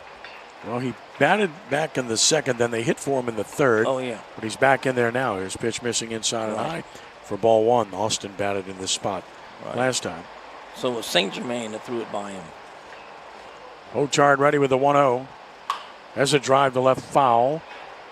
Left fielder long run, but no chance to get to that one. And it's 1-1.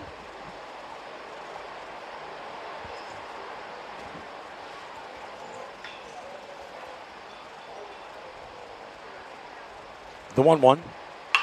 Hard hit ground ball deep short. Nice pick backhand. Set and throw. Nice play. Nice play. Round number 1. That's solidly done.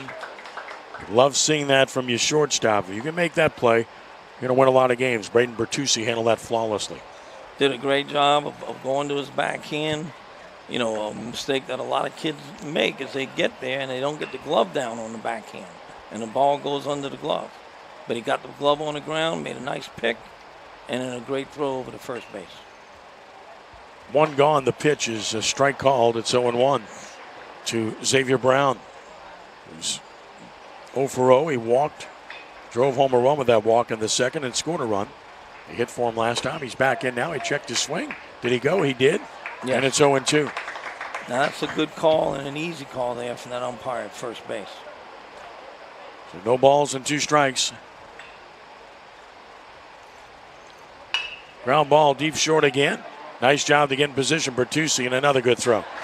Better try somebody else, right? Right, and what was nice about that play was he hustled over 2 or 3 steps and got in front of the ball.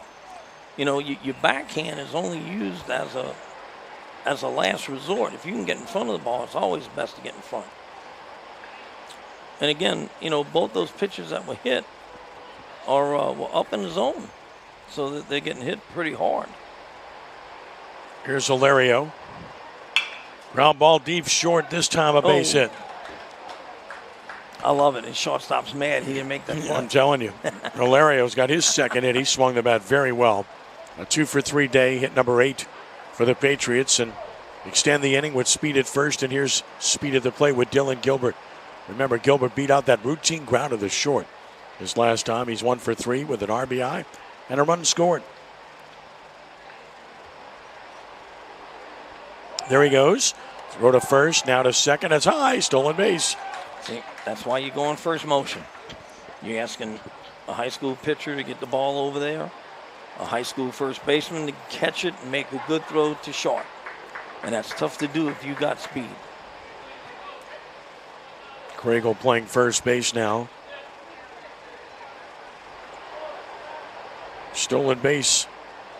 Has a fly ball to right. Right fielder is there. Putting it away is Craigle. And the inning is over with no runs and a hit and a runner stranded. 7 left for the Patriots. We played 5. 7-6 lead for the Comets. And today's coverage on Crescent City Sports brought to you by the Lamarck Automotive Complex in Kenner. Lamarck Lincoln is the only Lincoln Black Label dealership in the market. It's more than ownership, it's membership. Must be a reason. So a 0 put up there by Hotard, and now Lagasse back to the mound for the Patriots in a 7-6 game. 7 runs, 8 hits, no errors, 5 left for the Comets. 6 runs, 8 hits, 1 error, 7 left for the Patriots. Good game, Kenny. Yep, very good. And the difference in that inning was he was ahead of the count. Put the ball in play, and his guys made the play. I mean, that's what you have to do. Your goal as a pitcher should go out and not have 3 strikeouts. Your goal as a pitcher should be to go out and have a 3-pitch inning and get off the field, particularly in this heat. So, I mean, that was a good inning right there, and by Hotard. So, both these guys have thrown pretty well. I've been pretty impressed with them. Lagasse finishing up his warm-up tosses. Lagasse is at 49 pitches. Hotard is at 46. Well, the starters, Brady St. Pierre went 2 2/3, 3 hits, 5 runs earned, walked 3, struck out 4 for Cretin, Townsend, Holmes. And hit 2. And Cameron Romano went 2 innings, 4 hits, 4 runs earned, walked 3, struck out 2, and hit a batter for the Patriots. It's now Lagasse and Hotard.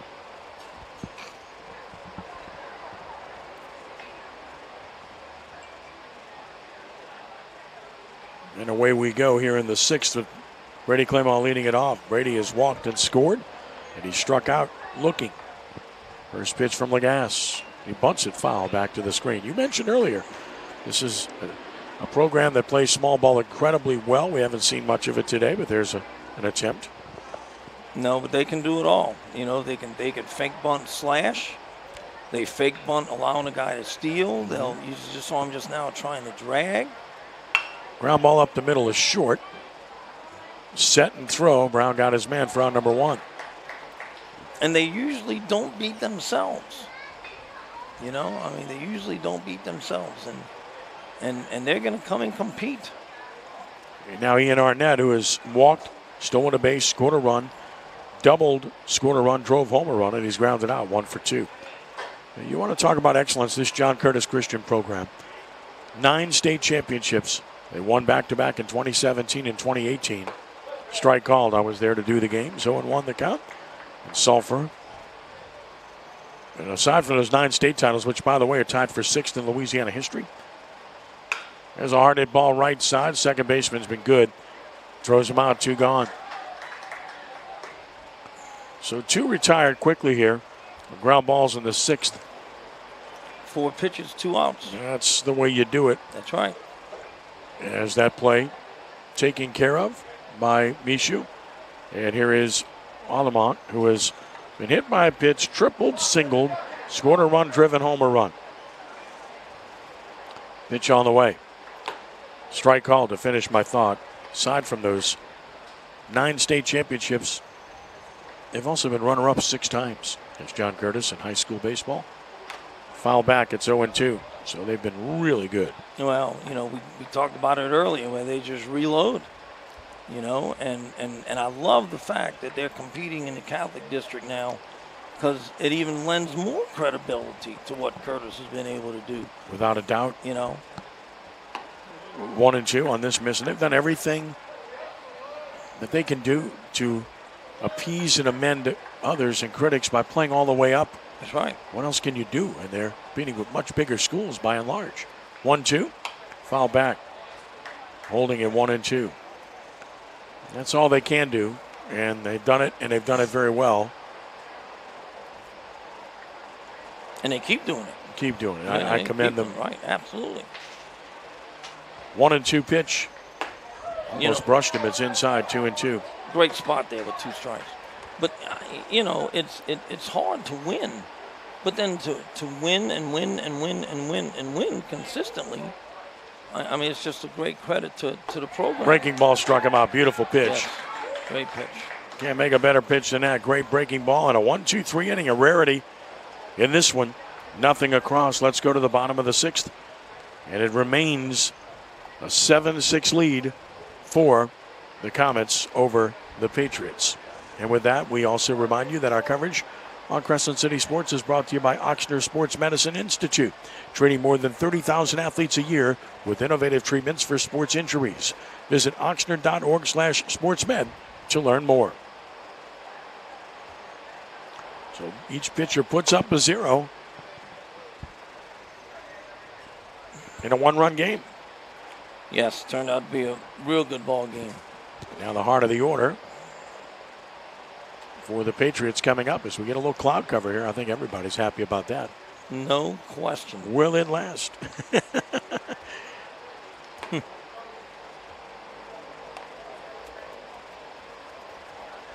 Michoud back to the mound.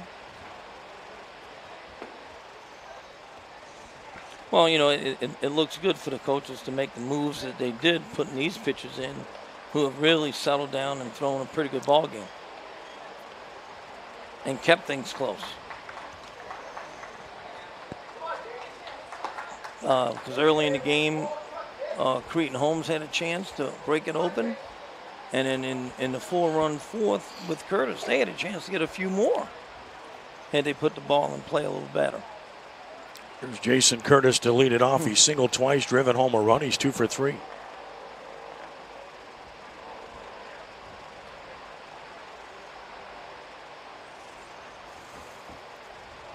Right-handed hitter. Michoud delivers low with a changeup. It's 1-0. I've seen him a couple of times now, so probably got a better read on that change. Right. 1-0 is a strike. It's 1-1. Now again, he goes fast. He's down on the count, 1-0, and his fastball is in a perfect spot. It's on the outside corner, about knee level. 1-1 pitch. That's a strike. It's 1-2. I mean, Michoud working fast, so look at Curtis. He steps out on him. Right. You got to break up timing when you do that. A ball and 2 strikes. Another pitch is on the way.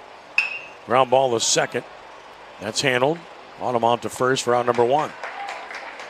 Curtis retired. Dagan Bruno will bat. Bruno has an RBI single. He's 1 for 3.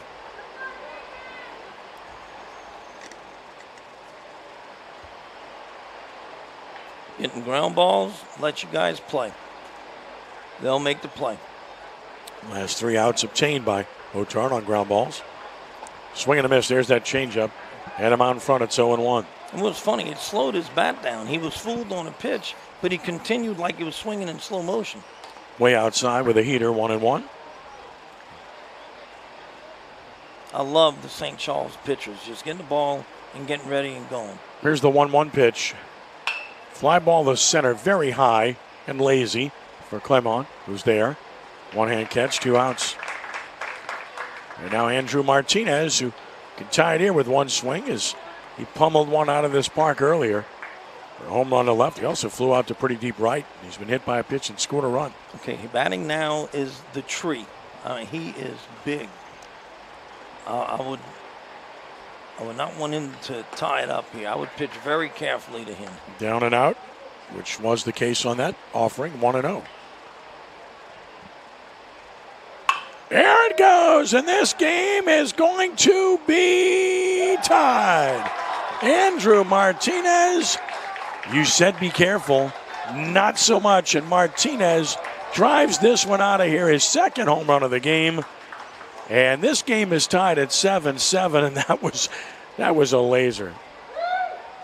Well, you know, I don't know how or what they were pitching him, but you cannot let him get his arms extended. If that was a ball moving away from him over the heart of the plate, about thigh high, and I think, you know, like cars on Airline Highway right now are worried about the ball bouncing across the road.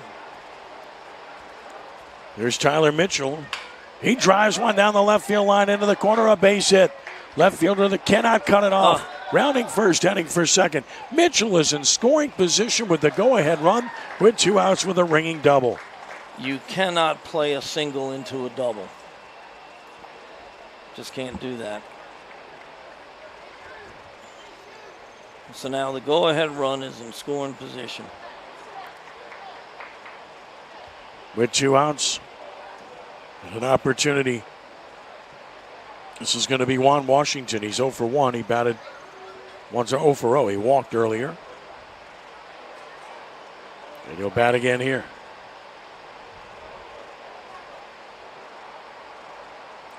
As he and Abear alternate at bats in this spot.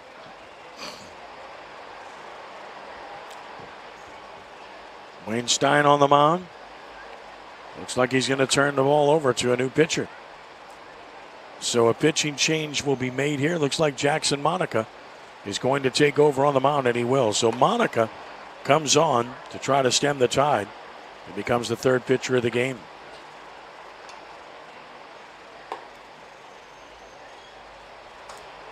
As this damage all came with 2 outs in the inning. Yep.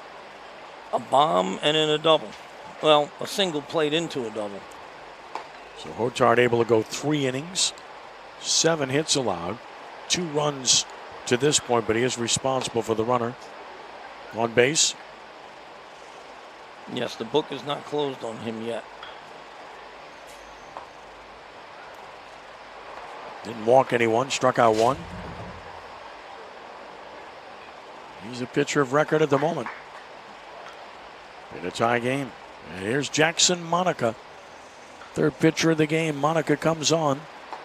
Monica is 0-0 with a 4.45 earned run average, 4 appearances, 11 innings pitched. He's allowed 16 hits, 8 runs, 7 earned. He's walked 4, struck out 9. He's hit a batter.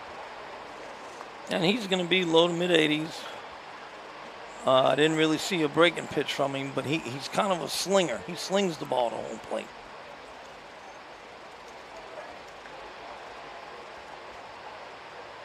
Back and forth game. It's interesting that the Patriots have never led in this game. They've battled back from a 4-0 deficit to tie it at 4, from a 6-4 deficit to tie it at 6, and now from a 7-6 deficit to tie it at 7. The resilience and toughness of this John Curtis Christian team is obvious. Say that all season long. Absolutely. I mean, they're going to come and play. And first pitch, breaking ball strike from Monica to Washington. It's 0-1.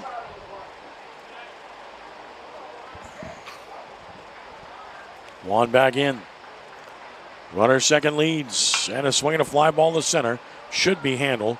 Lemon is there. He's got it. Yep. Inning over, but this game is tied. A run on 2 hits, no errors, 1 left. 8 stranded for River Ridge. We've played 6. Let's start over again. We're tied at 7. Why not, right? Okay, here we go. He's got a winning inning. Monica came on and got the out. And the Comets will send their 3, 4, and 5 hitters to the plate against Lagasse, who's done a good job in relief. Now the question is, with 3, 4, 5, if 3 gets on, do you bunt 4? You know, that's always the trouble with, as a coach, what to do.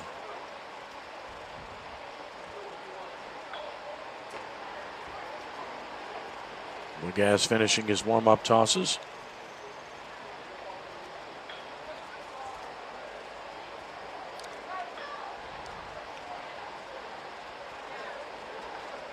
And here in the 7th, he'll deal with Monica, Bertucci, and Hotard.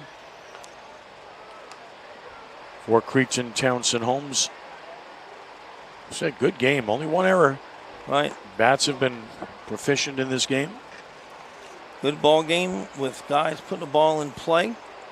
You know, every mistake made by a pitcher has come back to haunt him. You know, you walk the guy, it seemed like he scored. 2 good teams. Yeah, right, exactly. That's what happens. You cannot give things to good teams. Jackson Monica, now the pitcher, will lead it off. He has singled, walked, and he lined it in that double play to end the 4th inning. Hit the ball hard. Yes, did a great job with the man stealing third, and it wound up being a double play. Lagasse ready to go to work. First pitch. Popped him foul, backing out of play. It's 0-1.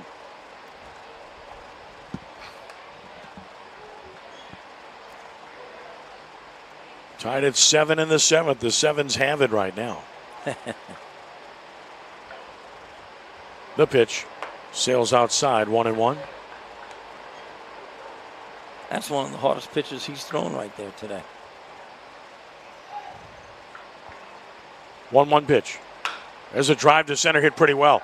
Center fielder back. It's going to be over his head again. Rounding first, Monica on his way to second. Now we can see it from up here. That ball was hit well, and it was going to carry. But we just haven't seen center fielders in particular get good reads in this game all afternoon, Kenny. Neither team has done a good job of reading that. Now, one thing he did do there was he did turn and run. So I think he gave a good effort on that. It's just the ball was hit that well. So, I mean, to keep the ball from going over your head, because you certainly don't want to give up a double there, then you back up. Now do they play small ball with a go-ahead run at second, nobody out? Here is Bertucci. He is going to bunt, and he pushes at it and fouls it. Right. And it's 0-1. He has single-driven home run. He's 1 for 3. Little things you got to execute here. That's right. If you're St. Charles Catholic, the Cretin Homes.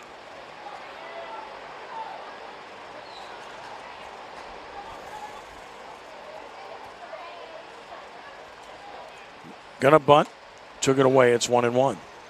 Good take there. You don't want to try to stab at a ball that's out of the zone. And you certainly don't want to bunt that outside pitch right to the first baseman, where he's going to do a good job of getting the ball to third. Here's the 1-1 pitch. Called hard hit up the middle, double play coming. So they don't bunt, and they line into a double play for the second time, and it's the third double play for Curtis in the game.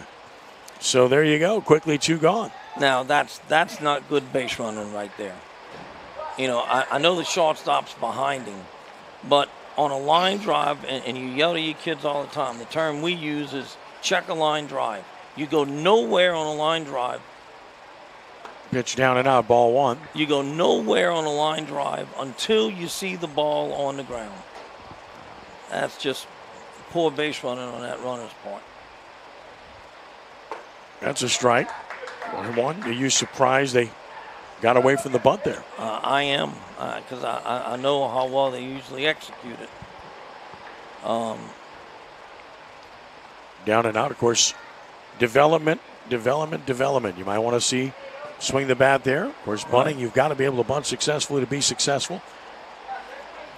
You know, of course, you know, as a coach. Deep into the playoffs. Right, and I mean, as a coach, you're always saying to yourself, okay, he's one of my better hitters.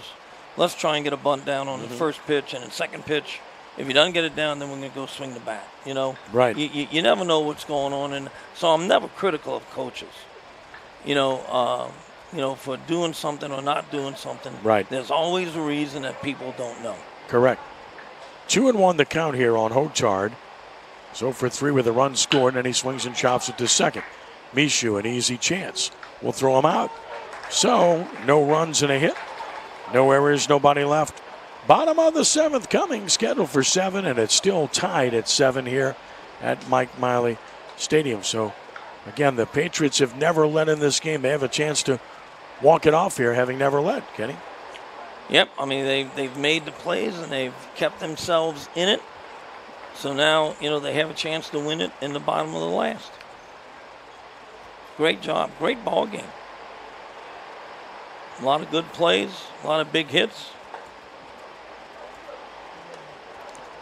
You know, I just wish they had pitched a little bit more carefully to the big first baseman. Talking about the Cretin Townsend Homes pitching approach. Right. Yeah, with 2 outs, nobody on. You said it. You called it right before. You got to be careful here. Right. I mean, even if he doesn't expand, you walk him, it's still 2 outs, a runner at first. Right. Now, keep in mind, the hitter that followed him, Mitchell, doubled. But certainly Martinez the most dangerous hitter, and he's proven that previously with the home run he hit earlier. You don't let the best player beat you if you can help it.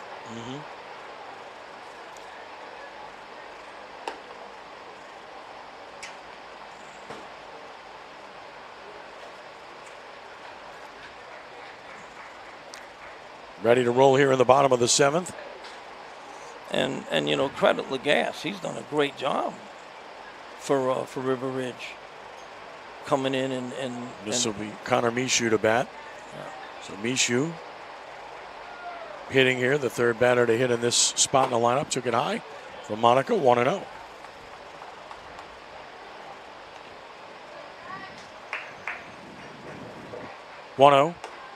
Missed the outside edge. It's 2-0. I noticed Cretin Holmes, third baseman, is cheating on the green. Used to say on the grass, but now it's on the green. That's low, so 3-0. Michoud will certainly take a pitch here. No question, maybe two. Trying to get on. All right, need a base runner. 3-0, right down the middle. It's 3-1.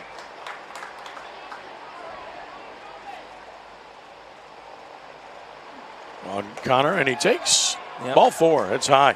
Michoud is on the potential winning run with nobody out. Here comes Wayne Stein to the mound again. Colston Martinez will be the hitter. And let's see how Curtis is going to play it with him at the plate. Well, what you got to decide here is, do you think you can steal a base here and save the out, or do we go ahead and put the bunt down and advance him and give up and out? So everybody talking on both sides now. The chess game has started.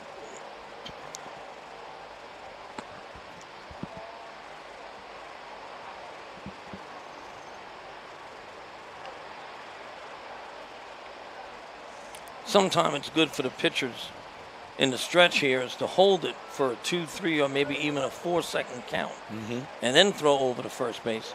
Because sometimes you catch him leaning with that long of a count if he's going. Good ball game. Glad we've been able to bring it to you this afternoon. Absolutely great game. Sun baking now, shining brightly after the cloud cover had helped out for about an inning or so. Here is Martinez. Colston Martinez squares to bunt. Bunts it in front of the plate. Good bunt. Play will be to first, and the putout goes 1-3, and the sacrifice gets the potential winning run to scoring position with 1 out. Well, that's what St. Charles Catholic's team, Cretin, Townsend, Holmes, did not do in the previous half inning. That, again, got to be able to execute.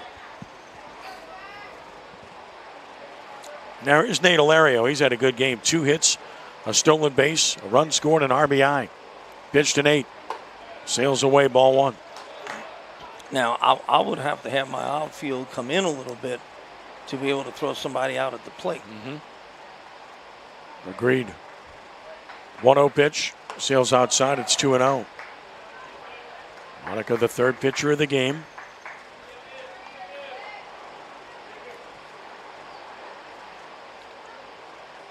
For Cretin, Townsend, Holmes.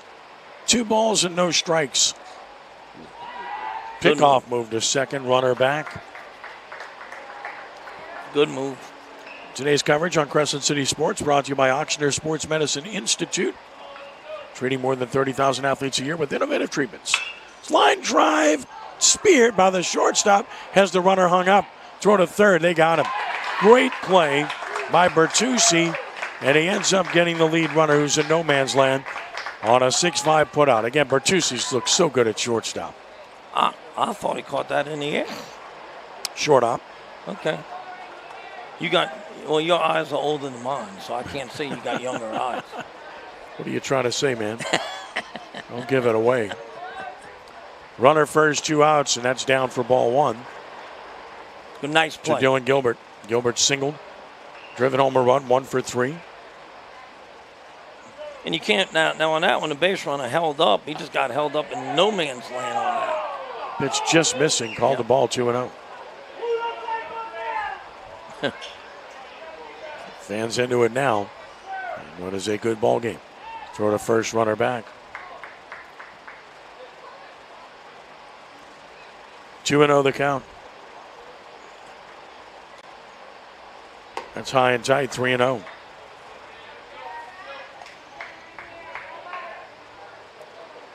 Three balls and no strikes.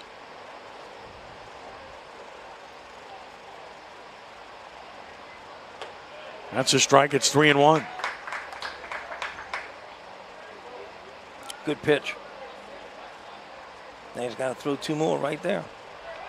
Runner goes, strike called, throw to second, not in time. Stolen base So now a full count, and now the potential winning run in scoring position as Hilario swipes second, his second stolen base of the game. And a 3-2 count on Gilbert, who's, remember, he's driven in 14 on the year. He's the guy you want up there. This is the man you want.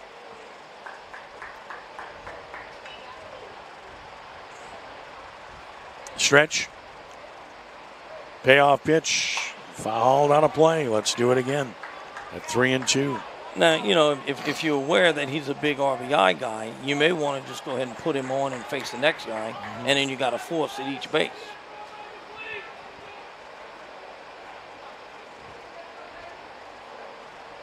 (3-2). Popped him up. Playable for the first baseman. Making the catch. So Monica able to work around it. Did a good job. And obviously very impressive there. So no runs, no hits, no errors. And one man left. We will play on into the 8th inning. This game is tied 7-7. So a little free baseball here, Kenny. Absolutely. Great ball game. I mean, this has been back and forth, back and forth. Curtis, like you said, has never held the lead, but they've come back 3 different times. And, you know, just a good job of battling back and staying in it. And Lagasse has done a great job for them on the mound, holding Cretin Holmes at bay.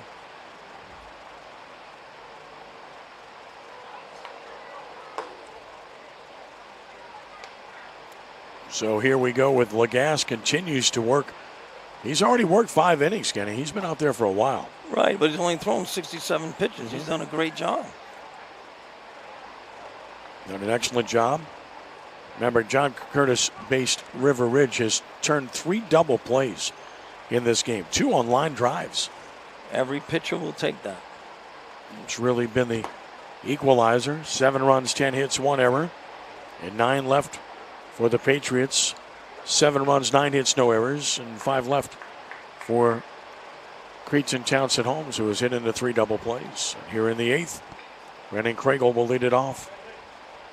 And it's amazing to me how Curtis now has more hits than St. Charles Catholic, when at one time, we said earlier, Curtis had 4 runs on 1 hit or 2 hits. So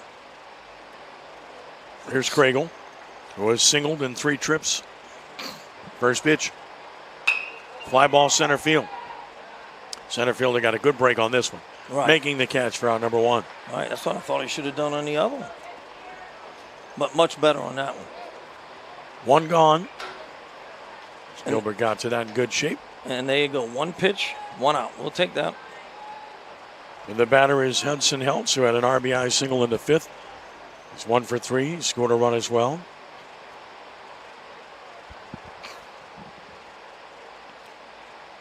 First one on the way. Missed away, ball 1. He's lived on that part of the home plate the whole game. Home plate and the line of the batter's box. In the dirt, curveball. Laid off. It's 2-0.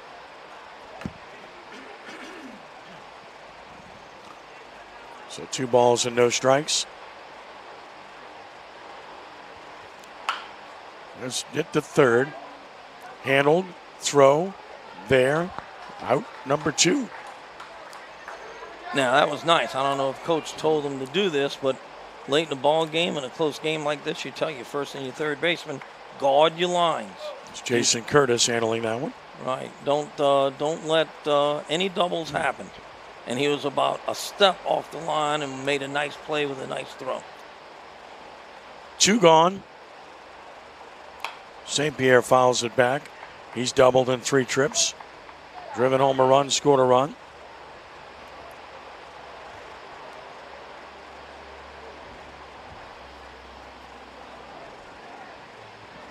Oh, 1 is low. Count even at 1-1.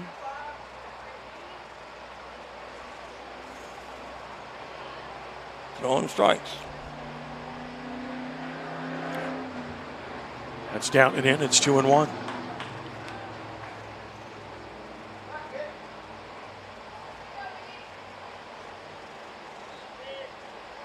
2 balls and a strike, nobody on, 2 outs. St. Pierre hits it to the pitcher. Nice play. Lagasse flips to first underhand. He sets him down in order here in the 8th. Good job by Lagasse. Great job. Nothing across for the Comets. We go to the bottom of the 8th inning. Still tied 7-7 here in Crescent City Sports Prep Summer League play. Well, you got to give Lagasse a ton of credit. It's 3 consecutive scoreless frames. Right. I mean, he's thrown. He's done a great job. I mean, what did he throw that in? I think he threw 9 pitches, maybe? 8. 8. Yep. Monica back to the mound. He works into his 3rd inning. Came in, got the final out in the 6th. Got out of the 7th without any damage done. And now back to work in the 8th. He'll face the 2, 3, and 4 batters. Curtis Bruno and the ever ominous presence of Andrew Martinez here in the 8th inning. You want to bet they pitch around him if they get there and this game's not decided? Bet you anything they will. I'm just guessing. I certainly would. Just a guess. And even if they have something like 1st and 2nd, I think I would walk him. Fool me once, you won't fool me twice. Fool me twice, you won't fool me 3 times. Right, exactly. Just the principle to apply. Jason Curtis will start it. He's had a good game, 2 for 4, 2 singles and an RBI for the Patriots.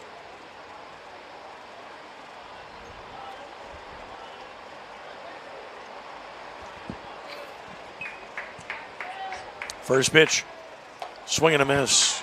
Breaking ball, it's 0-1.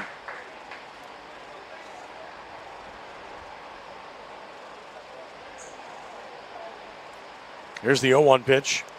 Down and out. Count is even at 1-1. He's around the plate, though. And he works quickly, as do all of these right. Cretin Townsend home pitchers. Ground ball is short.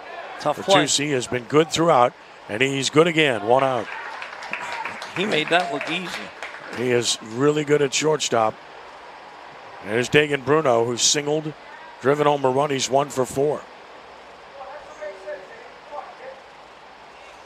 Bertucci made that look easy, and we both know that was not an easy play.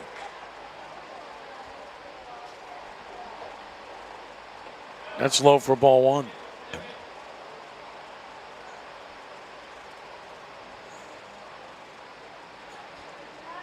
The 1-0 pitch. Fly ball center field hit pretty well. Center fielder back, making the catch. Let's play him off for out number 2. So 2 gone here in the 8th. And here's Andrew Martinez, and guess what? They just said, go down to first, big guy. Yes, absolutely. We're not messing with you. Seen enough of that. Martinez to first. And now Mitchell will bat. Mitchell's been hit by a pitch. Scored a run. He's doubled. He's 1 for 3. Martinez will get a runner at first. That's Span.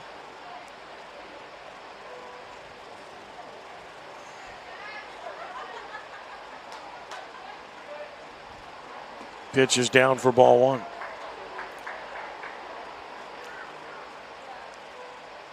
Ball 1, no strikes. Throw to first, runner back. He's got a good quick move to first base. 1-0. Drive to left field, hit pretty well. Left fielder back. He's at the track. He's at the wall. It bounces off the wall. Span for third. Back end runner for second. Span's going to go halfway. They're going to send him. He's out by a mile. Really no chance to throw once the cutoff man was hit. Right. He just had no chance to score, but gunned down at the plate, good relay, and the inning is over. It's a double for Mitchell, and a good job by the left fielder of getting it into the cutoff man, and then an accurate throw. If the throw was accurate, he was going to be out, and he was. So 7-4-2 put out to end the inning with no runs and a hit, no errors and a runner left. They've left a runner in every inning but the first. 10 left on base for River Ridge. We go to the 9th, still tied, 7-7. Well, it's baseball. You're supposed to play 9, right? That's right. That's what I'm saying. So. I guess. New pitcher for Curtis. Well, you knew that Lagasse had gone a long way. Right. So he's going to depart here. And the Patriots are going to bring Dagan Bruno on to pitch here in the 9th inning. So Bruno becomes the 3rd pitcher of the game. Lagasse really toughed it out 6 innings while he was out there. Allowed 5 hits, 3 runs. Of course, one of those was unearned. Did a good job. Did a great job coming in and at the time, just keeping Cretin Holmes in bay. Mm-hmm. Did a good job. And, people can question Coach Curtis on sending him home. It still had to be a good throw to get him. Well, again, 2 outs. Right. I can see it and understand it. And again, make him make the throw. That's right. And by the same token, I can understand holding him up. It's just a gut feeling, and you just say to yourself, well, they have to make a good throw from about 120 feet, 140 feet away. And they did, so give them credit. Throw down, and we'll be ready to go here.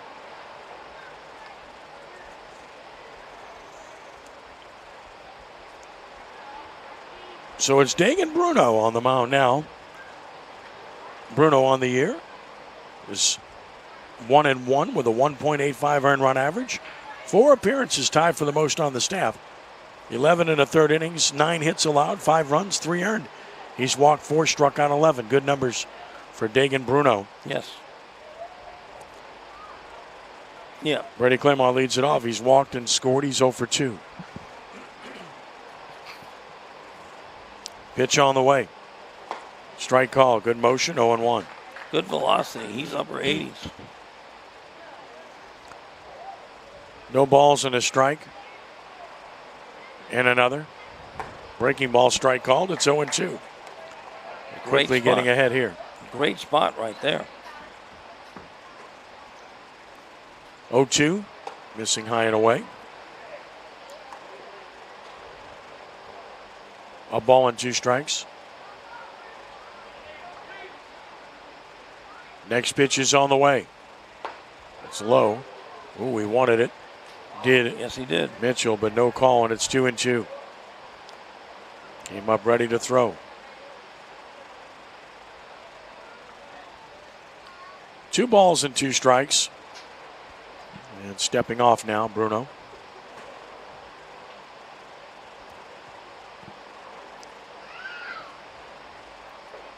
Another.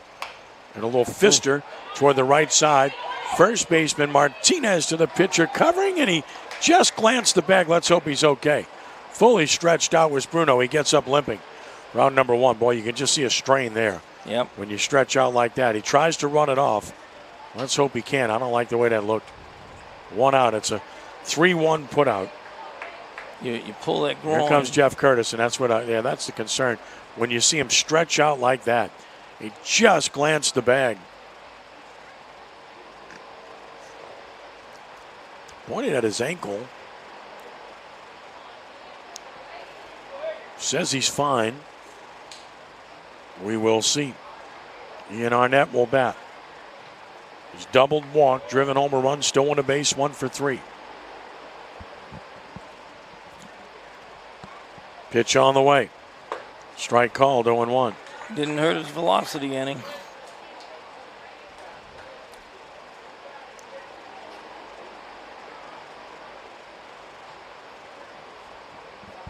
Oh, 1 pitch. And a little looper, base hit right field. Over the head of Martinez. Arnett has his second hit. A little looping single to right with 1 out here in the 9th. And we'll see if he wants to do some running here. He stole a base earlier. It's the go-ahead run. Here's Aiden, who bats, who has tripled, singled, been hit by a pitch, 2 for 3 with an RBI. Let's see what they do. Stretch and the pitch. Ground ball off the middle of second, double play ball. Step on second, throw to first, twin killing, and that's 4 double plays turned by Curtis. Brown took care of business there. So in the inning, no runs, And a hit, no errors, and nobody left. Bottom of the ninth coming, still tied at 7. 4 double plays on the high school level turned by one team. Kenny? That is outstanding. That's outstanding defense. And, that's what happens when you put the ball in play. You give you guys a chance to make the plays, and they make the plays. 4 double plays, that's outstanding.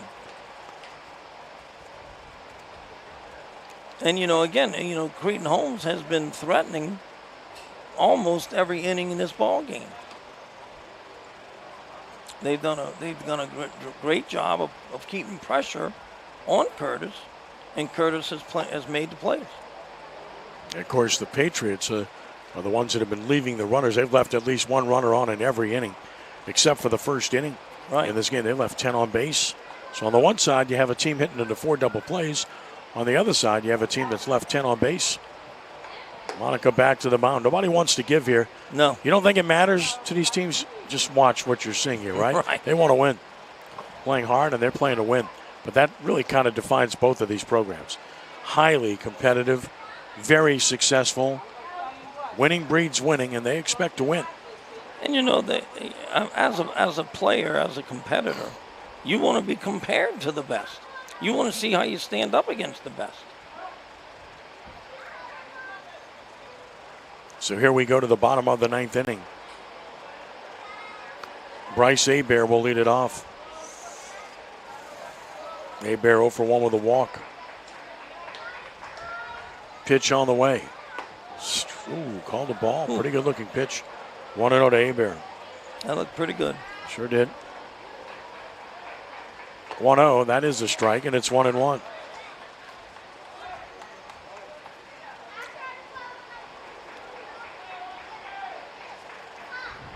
There's a hard hit ball to first. Nice pick on the short arm. Hotar made it look easy. 1 out. It's sweetly done there. Really done well by Hotar. 1 gone. Well, we've seen some good defense in this game. Making plays. Doing a great job, these young men. So 1 gone. Swing and a miss. He was late. This is Conor Michoud batting. Swinging a foul. It's 0-2. Walked in his only at bat. Sun shines through again. Just got a text question about, are there ties? Well, there's been 1 tie this year, but that was because of darkness. Fouled out of play. That was a game played at Raider Park. Right. With Hanville and Rummel, and they don't have lights, and they stopped it in a tie game because of the darkness setting in. So they're playing it out here. 0-2, high, 1-2. Could both sides decide to call it a day at a point in time? They could. Again, it's summer league play. 1-2 pitch. But again, they're so competitive on these two sides. Right. I do not expect that. I'm and not it's 2-2. We might be here 9 o'clock tonight. Yeah, man. 2-2 the count. Here it comes. I got a radio show at 6, by the way. Outside and low, 3-2. Should I start looking for a replacement at this stage? 3 balls and 2 strikes. Ball 4. Wow. So ahead in the count was Monica, and he lost him. So runner at first, 1 out. That's the potential winning run. And here's Xavier Brown to the plate. Brown has a walk to his credit, the sacrifice.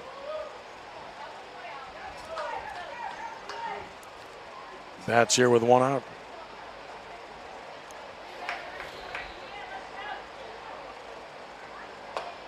Strike called, it's 0-1.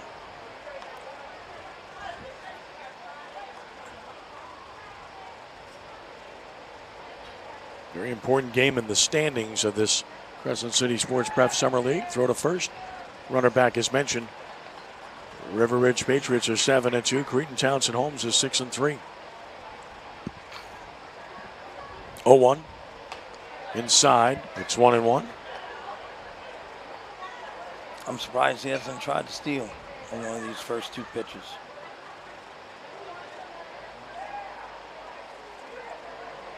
One.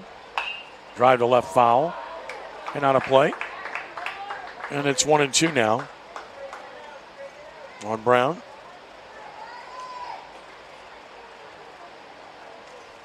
All the kids get their money's worth when they step up to the plate to swing on both teams.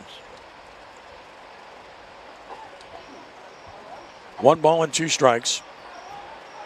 Throw to first and just back. Had him leaning there. Yes. Monica, as you mentioned, pretty quick to first. I might pitch out here. Michoud will extend his lead again. On 1 and 2, draws another throw. Pretty close again, but he's back. It's about as much as he can get with his lead. Right. 1-2. Fouled out of play. Kind of quick pitched him there. To battle the base runner. The chess game again. One of the tools in the arsenal of a pitcher. Well, we got many tools people don't know about. So a ball and 2 strikes. Here it is. Swinging a fly ball left field. Left fielder on the run, on the run, on the run, on the run. Can't get it. Good hustle nonetheless. Ran a long way. Did indeed. Holding at 1 and 2.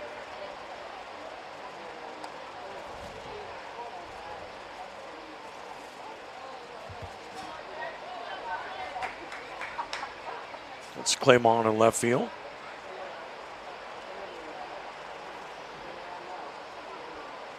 One, 2.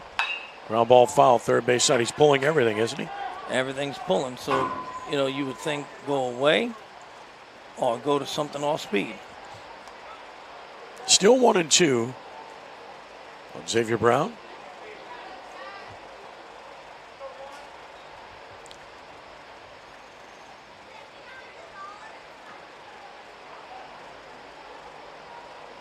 Swing and a miss. Ball gets away, but the runner didn't read it. Catcher throws to second anyway. And 2 gone. Brown retired. Monica wins that battle. And now Ilario, who singled twice, 2 for 4.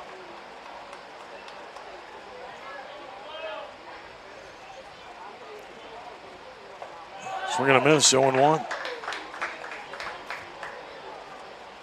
Good pitch. Way to jump ahead. Stretch, 0-1. Foul back, it's 0-2. Got to be careful. He's got to make sure he pauses on that quick pitch. Yeah, he's really getting it there quickly. You're right.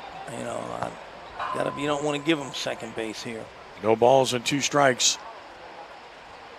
And they got him picked off. Run him towards second. And they dropped the ball. Can't assume. Got to give him a steal.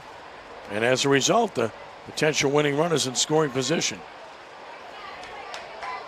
You get a guy picked off. We've seen 3 picked off here today, and none of them got out. They all got second base. Right. So now a base hit could win it. 1-0-2. Ilario swings and misses. Struck him out. No runs, no hits, no errors, 1 left. They've left another on base. That's 11 stranded now. Yeah, I think. Are they going to call that a day? I think they will call it a day here. Yeah. After 9, and it looks like that's going to be the case, and this one's going to end in a tie. No one likes a tie, right? But again, this is Summer League. It's really hot, and these 2 teams went at it really hard here this afternoon, and it's going to end in a tie at 7-7. And the 2 sides will shake hands, and I guess it's only appropriate with these 2 programs, right? Absolutely. They had 6 runs each through 4, and in the last 5 innings, each one could only get 1 more run. I mean, great ball game, great job by the relief pitchers coming in and throwing strikes and getting outs. Got to commend John Curtis's defense for the 4 double plays. And, St. Charles Comets did everything correctly. Just couldn't get the runners in. And, it's tough to overcome hitting into 4 double plays. Well, the game ends in a 7-7 tie. And what does that mean in the standings? It means that River Ridge is now 7-2-1. And Cretin Townsend Holmes is 6-3-1. As a result, as this game was back and forth, and it was a good one from start to finish, and ultimately ends up in a tie. So, again, well played. Only one error made in this game. And it's what you want to see is teams playing the game in solid fashion. 4 double plays turned by one side. Right. You don't see very much either. So, totals of the ball game, 7 runs, 10 hits, no errors, 5 left for Cretin Townsend Holmes. 7 runs, 11 hits, 1 error, and 11 left for River Ridge. No winning or losing pitcher. Game took 2 hours and 20 minutes, and it ends in a 7-7 tie. Final thoughts, Kenny? Well, I mean, like I said, it's a great job by the 2 bullpens to come in and hold the other teams down. I mean, they did a great job, and 4 double plays. I think, that's the difference in your ball game right there, too. Really good. Well, again, it ends in a tie, 7-7 here. So, Kenny, we thank you. Want to thank Chip Merritt. Want to thank Matt Merritt. Thank Ian for being here today as well. We also want to remind you that we got another Crescent City Sports Summer League game coming up tomorrow night from Winterscheid Field as Archbishop Shaw-based Refuel will host Brother Martin-based K's for Kids, 6:30 game time. Kenny will be with me again from Marrero, and we look forward to that. Sounds good. Looking forward to it, Ken. All right, buddy. Our final score again was 7-7 between Cretin Townsend Holmes and John Curtis's River Ridge Patriots. For Kenny Forsang, for Chip Merritt, for Matt Merritt, and Ian Gentrahan. Thanks for joining us. Be a good sport, and God bless you one and all. We are rounding third and heading home. So long.